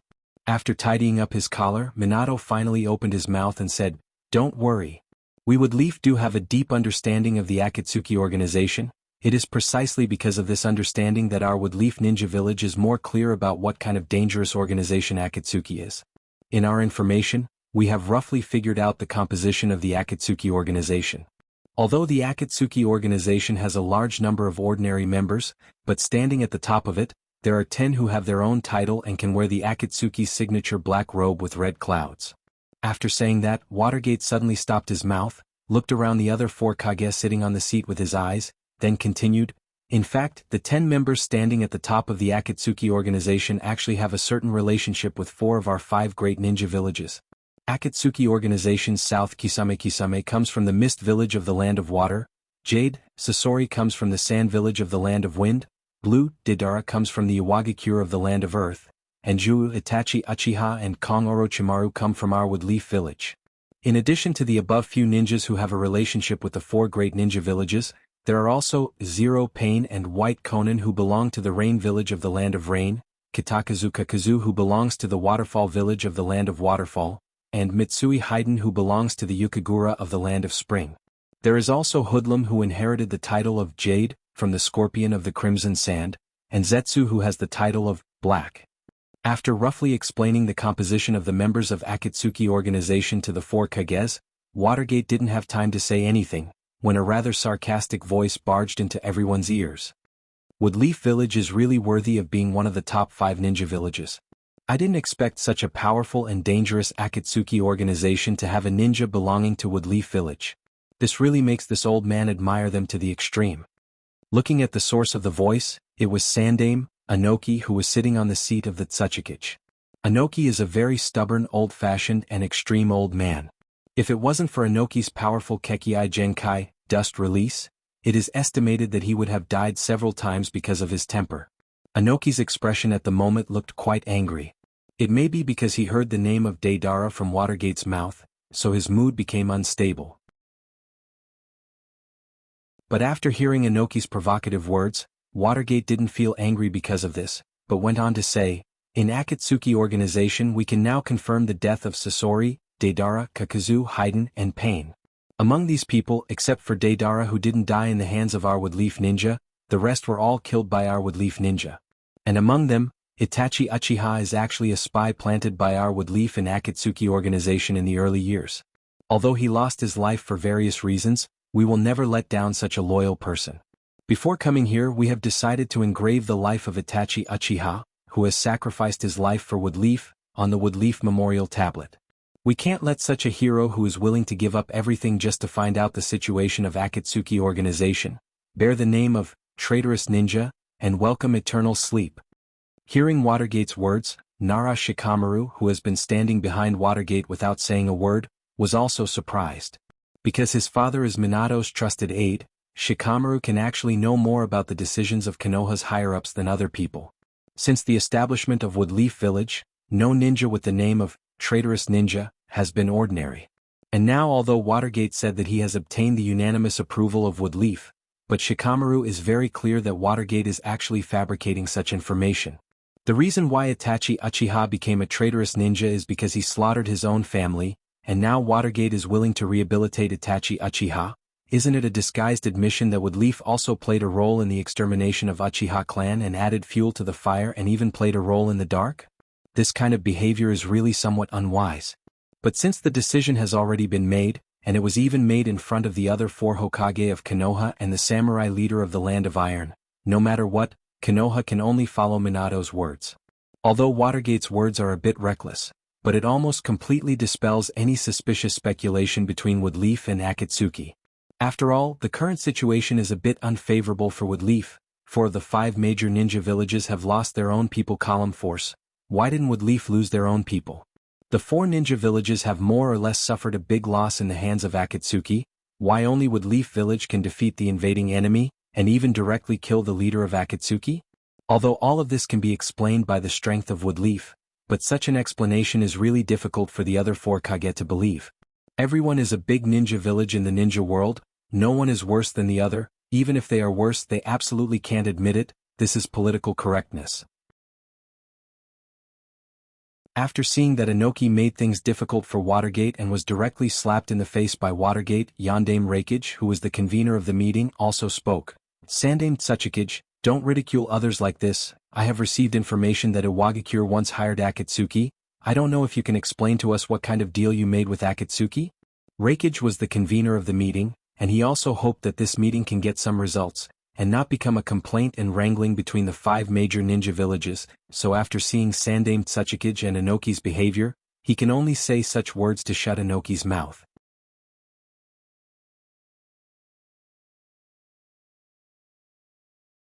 Chapter 512. After hearing Yondaime Reikage AI's words, Inoki, who originally wanted to say something, was directly choked by such a reprimanding question. But for such words, Inoki can't completely ignore it, but he must say something to express his attitude, just like Watergate, who would rather smear Woodleaf's reputation and completely disassociate himself from the Akatsuki. Everyone knows that although the Akatsuki was secretive before it was exposed, it can be regarded as a mercenary organization with good credibility. Not to mention our Iwagakure, who dares to say that we have nothing to do with a mercenary organization like the Akatsuki. It's just a matter of one giving money and the other completing the mission. Such a transaction is not worth discussing. Although Inoki's words still had some hidden hostility, the other Kage sitting in their respective seats were speechless. There are many things that can't be done by the ninjas of their own village, so a mercenary organization like the Akatsuki that only recognizes money regardless of the mission content has become the best choice for everyone. This in itself is a tacit thing between everyone, and now that it was suddenly said out loud, it made everyone a little embarrassed. Looking at Inoki's style, Mifune, who was standing on the side and watching the reaction of all the Kage, also flashed a trace of light in his eyes. Inoki is really a person who acts quite similar to him. Just when the meeting fell into an awkward silence for a while, a space vortex slowly appeared in the center of the venue, and a somewhat frivolous voice drilled into everyone's ears. Oh my, this is really an eye-opener. He thought that the 5 Kage's conference would be a serious meeting, but he didn't expect that the 5 people sitting here, who represented the pinnacle of the ninja world, were like aunties quietly arguing in the morning market. If they weren't exposing each other's shortcomings, then they were talking nonsense and shirking responsibility. It was really surprising. A group of people like you, how can you stop our Akatsuki's plan? Such a frivolous voice may be a bit unfamiliar to others, but for Nangongja and Watergate, it was particularly familiar. Because not long ago Nangongja had fought with the owner of this voice, and Namikaze Minato had a very unforgettable hatred with the owner of this voice. The owner of this voice was precisely the masked man Hoodlum, the mysterious member of the Akatsuki organization that was mentioned in the Watergate. Nangongja took down the Heaven's Disaster sword from his back and held it in his hand. Obviously he was ready to fight. But Watergate suddenly stopped Nangongja, who was standing behind him. Before the battle between Nangongja and Hoodlum, Watergate had already obtained some information. Naturally he knew that Nangongja seemed to have some means to prevent Hoodlum from using space ninjutsu, but as a ninja who was also proficient in space ninjutsu, Watergate at this moment felt that Hoodlum standing in the center of the venue at this moment didn't seem to be using his body. Instead there was a kind of illusory feeling. Since Hoodlum dared to appear here, naturally he was well prepared, so it was better to give Hoodlum a chance to perform. Maybe he could get some interesting information from his mouth. But not everyone was like Watergate, who was able to control their emotions. For example, A stood up with chakra's aura surging all over his body. The powerful lightning release chakra instantly turned into a blue and white lightning that wrapped around his body. This state was A's unique posture when fighting. Lightning release chakra mode. Lightning release taijutsu. Under the stimulation of lightning release chakra, A's physical fitness was greatly improved. Almost instantly he was standing in the center of the venue by Hoodlum's side. He fiercely hit Hoodlum's figure with his elbow. The huge force even caused the air to explode, creating a loud roar. Despite being the target of such a powerful attack, Hoodlum looked unperturbed, as if he didn't care about his own safety at all. Seeing Hoodlum's contemptuous attitude, A was instantly filled with anger. After all, as a Kage, how could his attack be ignored? This kind of thing was simply unforgivable, but at the same time, AI restrained his strength a little. Although the original all-out attack still looked aggressive, in fact, it had already been reduced to about 80% of its original strength. After all, although Hoodlum's fearlessness made A angry, it also made A vigilant. Sure enough, A, who was wrapped in lightning, directly hit Hoodlum's body, but it didn't seem to have any effect. Hoodlum, who was standing in the center of the venue, was like a transparent illusion. Raikage's attack directly passed through Hoodlum's body. When Raikage discovered that his attack actually passed through Hoodlum's body, he calmed down and withdrew his majestic chakra. Raikage's expression was grave as he looked at Hoodlum and asked, "Although I don't really understand how you avoided my attack, but I know that the current you is definitely not your original body. Since you are willing to take such a big risk to come to the 5 Kages tournament's venue, it can't be just to ridicule us. Then please tell us, what is your purpose?" Seeing that Raikage had calmed down, Hoodlum's eyes flashed with a trace of astonishment. It seems that Raikage wasn't as impulsive and easily angered as the information said. "That's right, I naturally didn't come here empty-handed. I have prepared a big gift for all of you. I actually understand the purpose of all of you gathering here. Isn't it to discuss a countermeasure to deal with our Akatsuki organization? But looking at all of you acting like headless flies, randomly suspecting each other and attacking each other, I really can't stand it anymore." With that said, Hoodlum's voice even carried a hint of disappointment. It was as if he regarded the Kage of the various shinobi villages present as a group of children who don't know the immensity of the sky and the depth of the earth. "I came here to tell you how powerful the Akatsuki organization's grand plan is, and how beneficial it is to the ninja world."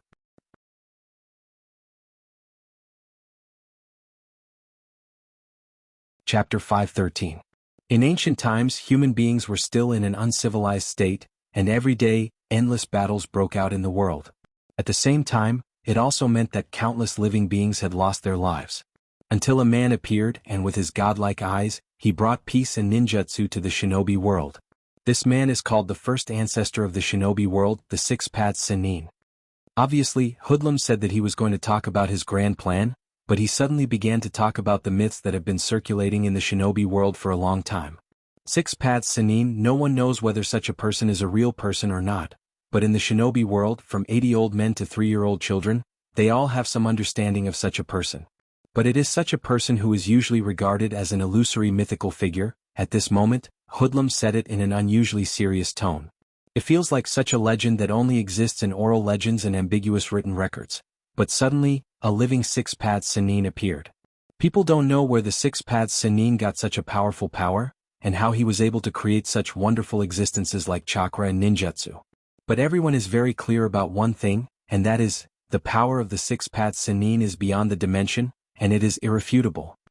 Hoodlum's only eye that was exposed outside the mask bloomed with a blazing light, and even the 3 Tomo in the 3 Tomo Sharingan rotated quickly. After hearing Hoodlum's words, whether it was Nangongjo or anyone else present, their hearts throbbed.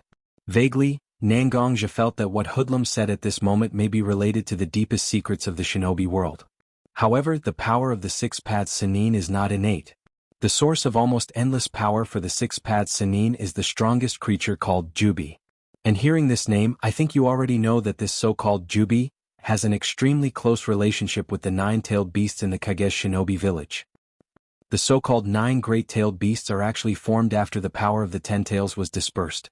Just the scattered power can become the trump card in the hands of the major ninja villages. Then how powerful is the real Jubi? The purpose of our Akatsuki organization collecting tailed beasts is to let Jubi reappear in the world. After hearing Hoodlum's words, the 4th Raikage AI said to Hoodlum, So your goal is to summon the Ten Tails and become its human column force? Then rely on the power of the Jubi to become the most powerful existence in this world, and then use his own power to suppress the shinobi world? In the ninja world, the power of a bijou cannot be directly used. If you want to use the power of a bijou, you have to seal the bijou in the body of a ninja, and then use the power of the bijou through the seal. Even AI's younger brother, Killer Bee, can cooperate almost perfectly with the Hachibi in his body, but the seal imposed on Killer Bee still exists. The seal is not only a restriction on the bijou, but also a means of protection for column force. No. After hearing the words of the fourth Reikage AI, Hoodlum slowly shook his head and then said to AI, "You really are a group of people who lack imagination. Can bijou really only make an individual stronger? How can one person bring eternal peace to the ninja world by fighting alone? What I want is to seal the Jubi in my body, and then use the power of the Jubi to further stimulate the power of my Sharingan. With the help of the Jubi's power, I will project the most powerful genjutsu contained in the Sharingan, Tsukuyami, on the moon, and the moon in the sky will forever hang in the sky because of the power of the Jubi, and the place where the moonlight can be spread will be the range of the Tsukuyami. This is my plan, the Eye of the Moon plan. Everyone will be immersed in the Tsukuyami, and there will never be any pain in that world. There will only be eternal stability and peace. Isn't such a utopian world good?" Hoodlum's tone was full of yearning and deep sadness, but for the leader of a shinobi village like Watergate, personal sadness can simply be ignored. After all, the so-called Eye of the Moon plan that Hoodlum just mentioned will drag everyone in the shinobi world into the infinite Tsukuyami, making everyone live in a false world. Such a thing is really difficult to accept. Coward. Just when everyone was thinking about how to deal with the Eye of the Moon plan mentioned by Hoodlum, a slightly murderous voice suddenly broke into everyone's ears. Everyone looked at the place where the voice came from, and the person who spoke was Nangongja, who has been standing behind Watergate since the opening of the 5 Kage tournament, and almost didn't say a word. At this moment, Nangongja was holding his Dark Heaven's Retribution sword in his hand, his shoulder-length hair was fluttering without wind, and his sharp eyebrows were flowing with a different kind of sharp aura. We live in this world, and everyone is destined to experience all kinds of sad things. Even the Kage of the 5 great shinobi villages here have experienced all kinds of heartbreaking things, but has anyone ever chosen to escape into the virtual world to be free from sadness? Infinite Tsukuyami? Eye of the Moon plan?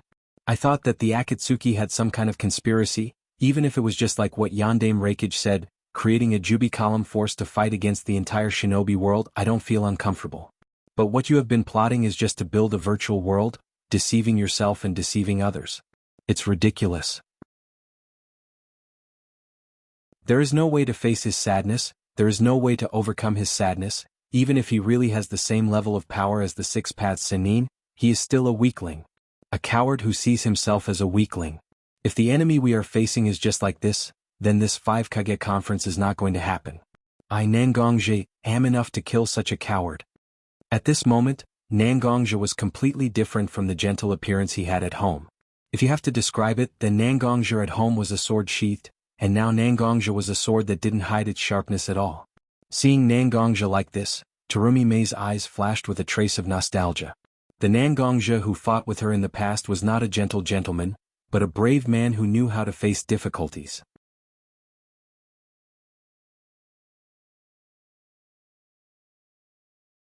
Chapter 5:14. Nangongja blurted out his thoughts, and at the same time, it also broke the thoughts of the Kage of the 5 great villages. Everyone who can rely on their own strength to become a Kage-level powerhouse, although not necessarily the most talented person, but certainly the most determined person. So Nangongja's words actually touched the bottom of everyone's heart. If a person's heart is not strong enough, he can't control the power beyond his limit.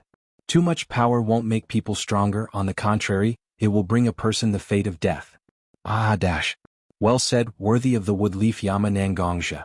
When I saw you standing behind Yandame Hokage without saying a word, I thought that you had been in seclusion for a long time, but now I see that you are still so sharp, it really makes me feel gratified. Among the 5 Kages, the most irritable but also the most honest Reikage AI laughed after hearing Nangongja's words. If it wasn't because it wasn't the right time, AI might have already walked to Nangongja's side and put his arm around Nangongja's shoulder, and let Nangongja accompany him to drink or fight. I am me, I will not change because of the passage of time. The sword in my hand exists for battle, and my martial skills are honed for battle. I have never been afraid of battle. Nangongja carried his Heaven's Disaster Sword, and slowly walked towards the center of the Five Kages convention, where Hoodlum was standing. Nangongja stared emotionlessly at Hoodlum, who was emitting a faint aura of nothingness before continuing. I know you came here not only to show off the Akatsuki's plan, but more importantly, to test the attitude of the five great Kages towards the Akatsuki. At the same time, it is also a kind of pressure on the five great ninja villages. After all, you have already collected 8 of the 9-tailed beasts. But I believe that whether it is me or the other Kages, we will absolutely not yield in the face of such pressure, because we are different from you, we are prepared to face everything. If you want to fight, then let's fight. Seeing Nangongja directly issued a request for a battle, even if he was in a half-real and half-fake state, Hoodlum's heart was filled with an inexplicable sense of crisis. After all, Nangongja had relied on his sword chi and sword array to seal off his spatial transference ability. Even if Nangongja had used some other method to break his state between reality and illusion, Hoodlum felt that it was possible. Under the mask, Hoodlum's eyebrows slightly frowned together, and directly disappeared from the center of the round table. He was standing in the middle of the room, a slightly remote decorative high platform. Fight? That's what I want. Then I am here, on behalf of the Rain Village, on behalf of the Rain Village, on behalf of the Akatsuki, on behalf of the 5 great ninja villages, and on behalf of the other small countries, I declare war. After more than 10 years of war, a new round of Shinobi World War is about to be born. Let's fight, let's dance, let's show our respective styles in the sandstorm of war. Whether my ambition can be realized, or your insignificant existence can be maintained, let's find out the answer in the war. Hoodlum looked at the 5 Kage standing in the field, as well as the other 10 followers of the 5 great shinobi villages and samurai of the Land of Iron, and issued his war declaration. When they heard Hoodlum's words, Sandame and Inoki's eyebrows slightly frowned together. Inoki's eyes stared at Hoodlum's 3-tomo Sharingan, and suddenly an impossible idea appeared in his mind. Hoodlum's real identity. No, it can't be that person. Under Inoki's slightly frightened gaze, Hoodlum continued to speak. This war declaration is issued by me, Uchiha Madara. Effective immediately. Then let's give the next stage to another person. Hearing Hoodlum's words, the Kages of the 5 great ninja villages had different reactions. The Hokage Namikaze Minato had some doubts and puzzlement. The Kazekage Gar didn't seem to understand why a person who was rumored to have been killed by Hashirama would appear here. The Reikage Ai's eyes were filled with fighting desire, and the Mizukage Mei's eyes were blooming with a trace of interest. However, although their expressions were different, there was a little doubt in their eyes. Unlike all the Kages before, Inoki's eyes were full of horror. When he was still a young and weak ninja, he once went to Konoha with his teacher, the second Kage, Tsuchikage, for diplomacy. At that time he met the legendary Azura Uchiha Madara, who was as famous as Senju Hashirama. The peace talks between Iwagakure and Woodleaf Village were directly rejected by Uchiha Madara. Uchiha Madara even directly attacked him and his teacher. The battle wasn't fierce at all. It was almost a one-sided crush. Both of them were seriously injured. At that time, Inoki wanted to climb up and continue to fight with Uchiha Madara in exchange for his teacher's death. But at that time, Uchiha Madara seemed to be tired of playing with him. He looked at Inoki, who was struggling, and slowly said, "Do you also want to dance in front of me?" Such a short sentence, even without any murderous intent or other momentum, directly broke through Inoki's psychological defense. Inoki only remembered that he directly collapsed on the ground, and he couldn't even move a finger. And Hoodlum's words, which sounded a bit ordinary, made Inoki directly think of the shadow that once covered his head for a long time. After Hoodlum finished his declaration of war, his figure directly twisted and disappeared. Instead, a figure wearing a white-lined coat and a black robe with red clouds on it, holding a silver long sword and a 6-pointed star pattern in his eyes, stood where Hoodlum was standing. This person was the only orphan of the Uchiha family who left Nangongja and then joined Akatsuki, and arrested the Hachibi column force for Akatsuki, Uchiha Sasuke.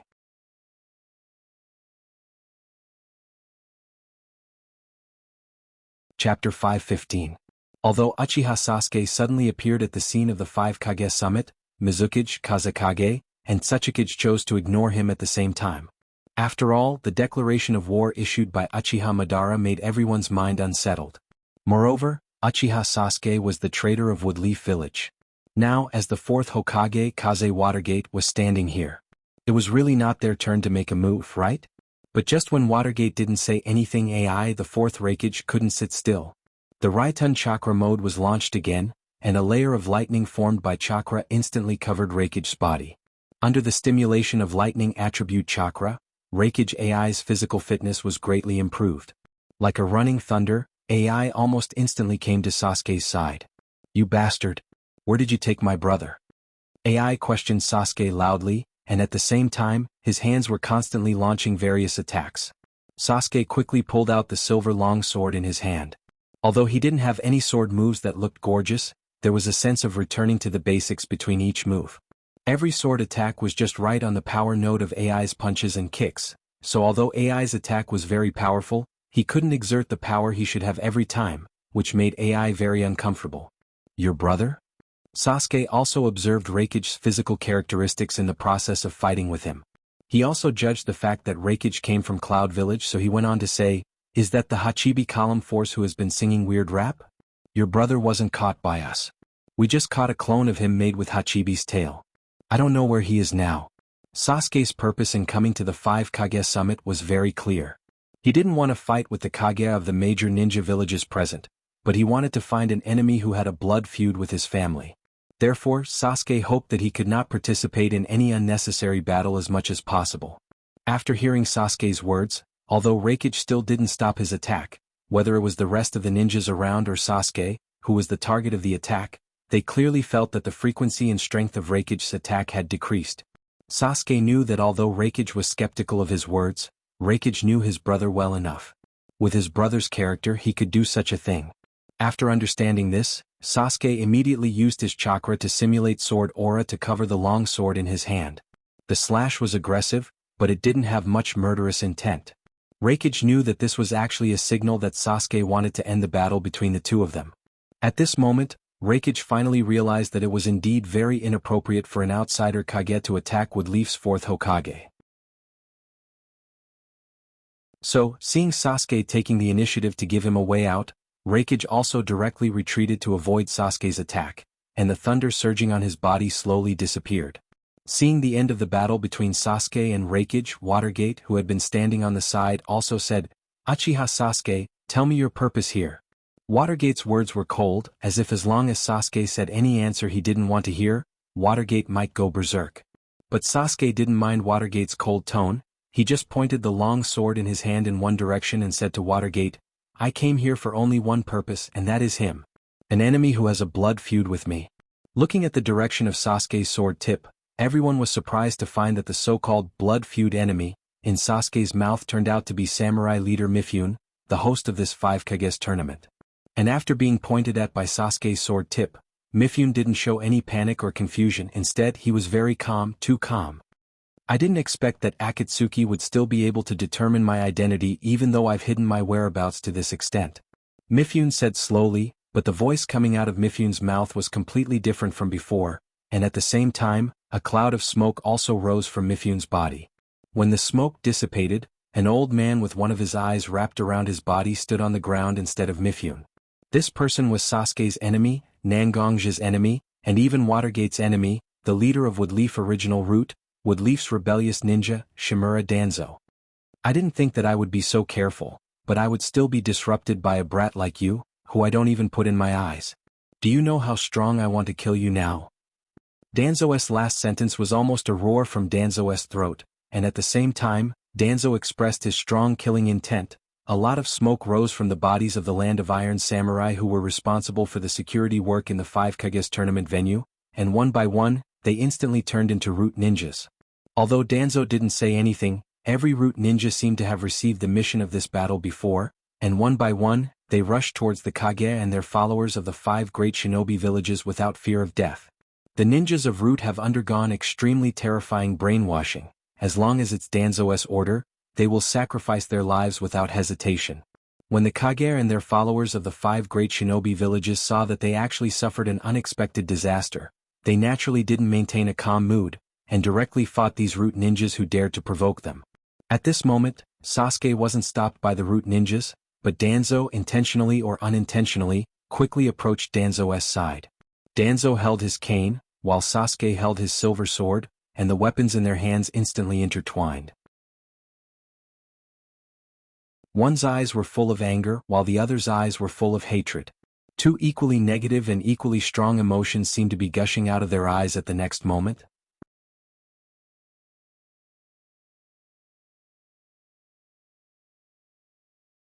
Chapter 5:16. When a person's heart is completely filled with negative emotions such as anger or hatred, there is no way to make rational judgments. At this moment, Sasuke and Danzo were indulging in their own hatred and anger. The two ninjas who mainly fought with ninjutsu didn't use any powerful ninjutsu at this moment. Instead, one held a crutch and the other held a long sword and began to attack each other. With the sound of the crutch and the long sword intertwining, the negative emotions in Sasuke and Danzo's heart not only didn't fade but became more and more majestic. It's you. It's you. It's you. It's your plan, it's your ambition that made my family a sacrifice. My beautiful, pure, simple life has been shattered because of you. If it wasn't for you, the Uchiha clan wouldn't have perished. If it wasn't for you, my brother wouldn't have joined the Akatsuki, and even risked his life to pass the information of the Akatsuki to you. Danzo. Damn you. Damn you. Damn you. Gradually, Sasuke's swordsmanship began to change, and Danzo, who was standing opposite Sasuke, was even worse than Sasuke. After all, Sasuke was still much younger than Danzo, and Danzo's physical fitness was absolutely no match for Sasuke. At this moment, Danzo also felt like a broken jar. Although he knew that he was at a disadvantage at this moment, Danzo felt like fighting to the death. Go to hell. Go to hell. Go to hell. After I was expelled from the Woodleaf village by Namikaze, Watergate and Nangongji, those two bastards, I was like a rat crossing the street in the ninja world. I used to be the most powerful person in Konoha, but all of a sudden I became a traitor of Konoha, a traitor of Konoha, a traitor of Konoha, a traitor of the shinobi world who can barely survive in the dark corners of the shinobi world, despised like a cockroach. It's not easy, it's not easy. I learned about the opportunity of the 5 Kages tournament, and almost mobilized all the remaining forces in my hands. Covering my whereabouts, planning. Just a little bit more, and I could implement my plan, but whether it was you or that Uchiha Madara, they all came out one by one. Why, this is the only way I can think of to clear my name, but it was still destroyed by you. That's right, this time, Danzo spent almost all the resources he had, and even killed the samurai leader of the Land of Iron so that he could come to the 5 Kages tournament and do something big, and erase the Woodleaf trader's name, which is extremely humiliating for Danzo. It's ridiculous to say that for Shimura Danzo, who is the same generation as Sandaime, and the disciple of the legendary second Hokage of Woodleaf, the most important thing is his reputation. Danzo can accept hiding in the dark to erase some troubles for the Woodleaf, and Danzo can also accept his fierce name being feared by countless people, but what Danzo can't accept the most is the disdain and incomprehension from the Woodleaf people. Everyone who is determined to throw himself into the dark is destined to find a refuge for his heart. Itachi Uchiha's refuge is his brother Uchiha, Sasuke, and Nagato's refuge is the almost naive vow to bring peace to the shinobi world when the Akatsuki was first established. For Danzo, the Woodleaf that he has been fighting for since he was a child is his refuge. The more desperate a person is, the easier it is for them to rely on their original refuge. Although Danzo was driven out of the Woodleaf by the cooperation of Watergate and Nangongji, the strange thing is that Danzo has never been angry with the Woodleaf itself. Even now, it is obvious that Danzo arranged the root ninjas to rush towards Watergate, Nangongji and Shikamaru Nara. It is obvious that he took their strength into consideration, and even vaguely felt that he was protecting them. The Woodleaf can lose himself, but it must not lose powerful ninjas like Watergate and Nangongji, and it must not lose a new force with unlimited potential like Shikamaru Nara. Does Danzo hate Watergate and Nangongji? Of course he hates them. But this hatred for Nangongji and Watergate is completely covered by Danzo's love for the Woodleaf. At this moment, Danzo is thinking about how to make the last stage of his life play a greater role for the Woodleaf. At the beginning, Danzo's plan was to disguise himself as Mifune to participate in the 5 Kage tournament, and during the tournament he will try to keep a low profile and observe the Kage of each ninja village. By observing the performance of these Kage in the 5 Kage tournament and various kinds of information he usually collected, he will select a Kage who is hostile to the Woodleaf and full of potential. Using the Uchiha clan's body flicker Shursui, Uchiha Shursui's Manjikyu Sharingan, he will subconsciously modify this Kage, making this Kage firmly stand in the camp of the Woodleaf. After completing this matter, Danzo decided to return to the Woodleaf village with all his important information, ninjutsu scrolls and the remaining power in his hands, and directly surrender to the 4th Hokage Minato Watergate. He gave his Manjikyu Sharingan, which was in cooldown, to Minato Watergate, and wanted to explain the various arrangements he made. Even if there is no way to let everyone know what he has done, at least such an important event will be recorded in the secret scroll passed down in the hands of each generation of Hokage. Although he is not the Hokage, every Hokage in the future will see his deeds. Such an ending for Danzo is an acceptable end. But Sasuke suddenly appeared in front of him. He didn't know why, but Danzo's heart began to have a vague premonition. The Uchiha clan boy standing in front of him may become stronger than anyone in the future. Danzo's original plan has been slowly adjusted by Danzo himself. Using the precious Kodo Amatsukami on Sasuke, isn't it a good choice to make Sasuke a loyal dog of the Woodleaf?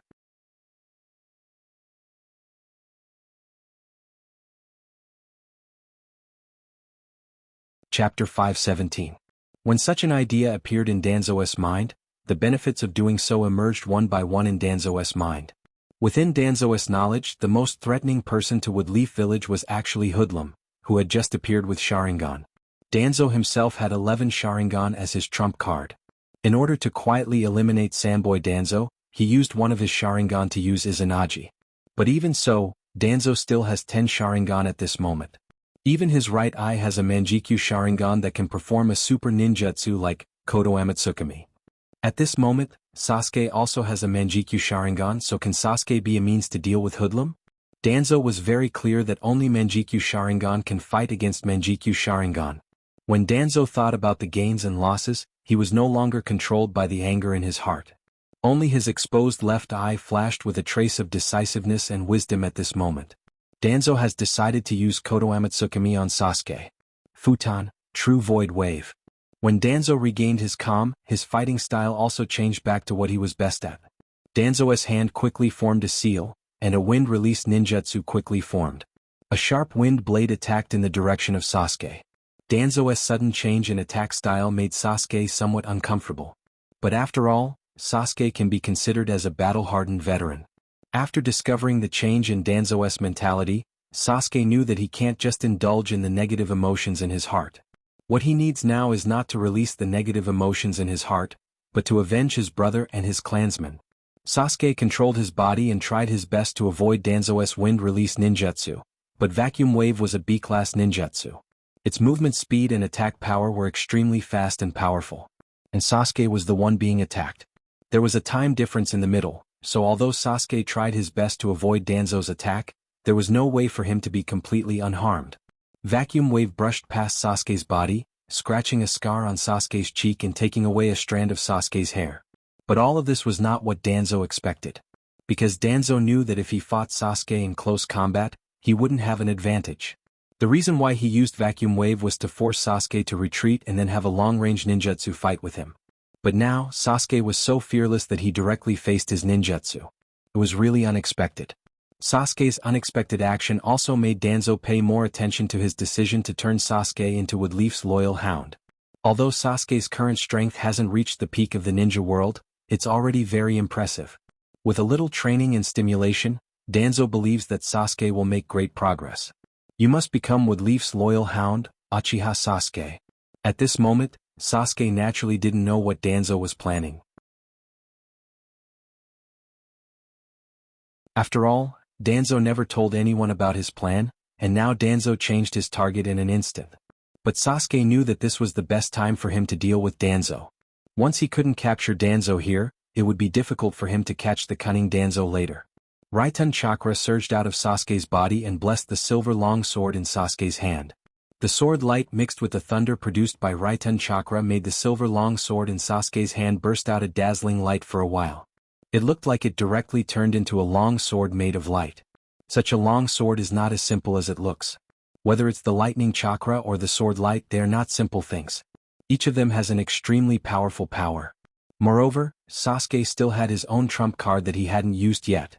I must force Sasuke to retreat. Seeing the silver long sword in Sasuke's hand, Danzo knew that he absolutely couldn't fall into a close combat with Sasuke that was obviously disadvantageous to him, and too fierce close combat wasn't suitable for him to use Kodoamatsukami to achieve his ultimate goal. Futon, Vacuum Renbois. After seeing Sasuke getting closer and closer to himself, Danzo also quickly printed in his hand, hoping to distance himself from Sasuke through ninjutsu. In such a short distance, facing Danzo's double advantage in number and power, Sasuke knew that he had to dodge, otherwise he would definitely fall into a disadvantage. Or, can I show a part of my strength appropriately? At this moment I can't retreat. Once I retreat I will fall into Danzo's rhythm. In fact, the strength gap between me and Danzo is not so big. So if I want to win the battle and even cut Danzo under my sword, I must grasp the rhythm of the battle. I'd rather increase the consumption than retreat. Susanoo. Sasuke's heart silently recited the name of the ability he was about to use. The hexagonal pattern in Sasuke's eyes rotated quickly. Because of the large use of dojutsu, Sasuke's eyes even oozed blood. At the same time, the faint blue-purple chakra flame wrapped around Sasuke's body like a skeleton. Although Vacuum Renbois is very powerful, it is still a lot worse than Susanoo. After Sasuke saw that Vacuum Renbois was completely blocked by his Susanoo, Sasuke immediately undid his Susanoo. After all, using Susanoo was also very stressful for Sasuke. Holding his long sword wrapped in thunder and sword energy, Sasuke directly attacked Danzo with reverse Kasaya slash from bottom to top. The target of the attack was Danzo's right arm that had been hidden in his clothes and transplanted with Sharingan. You're tuning in to the Han Lee's Wuxia Adventures YouTube channel. We're so grateful for your support, and don't forget to subscribe to join us on this incredible journey through captivating stories. Your generosity through donations truly makes a world of difference, as it's the primary source of revenue that allows me to expand and enhance this channel for you. Thank you from the bottom of my heart for being a part of this adventure.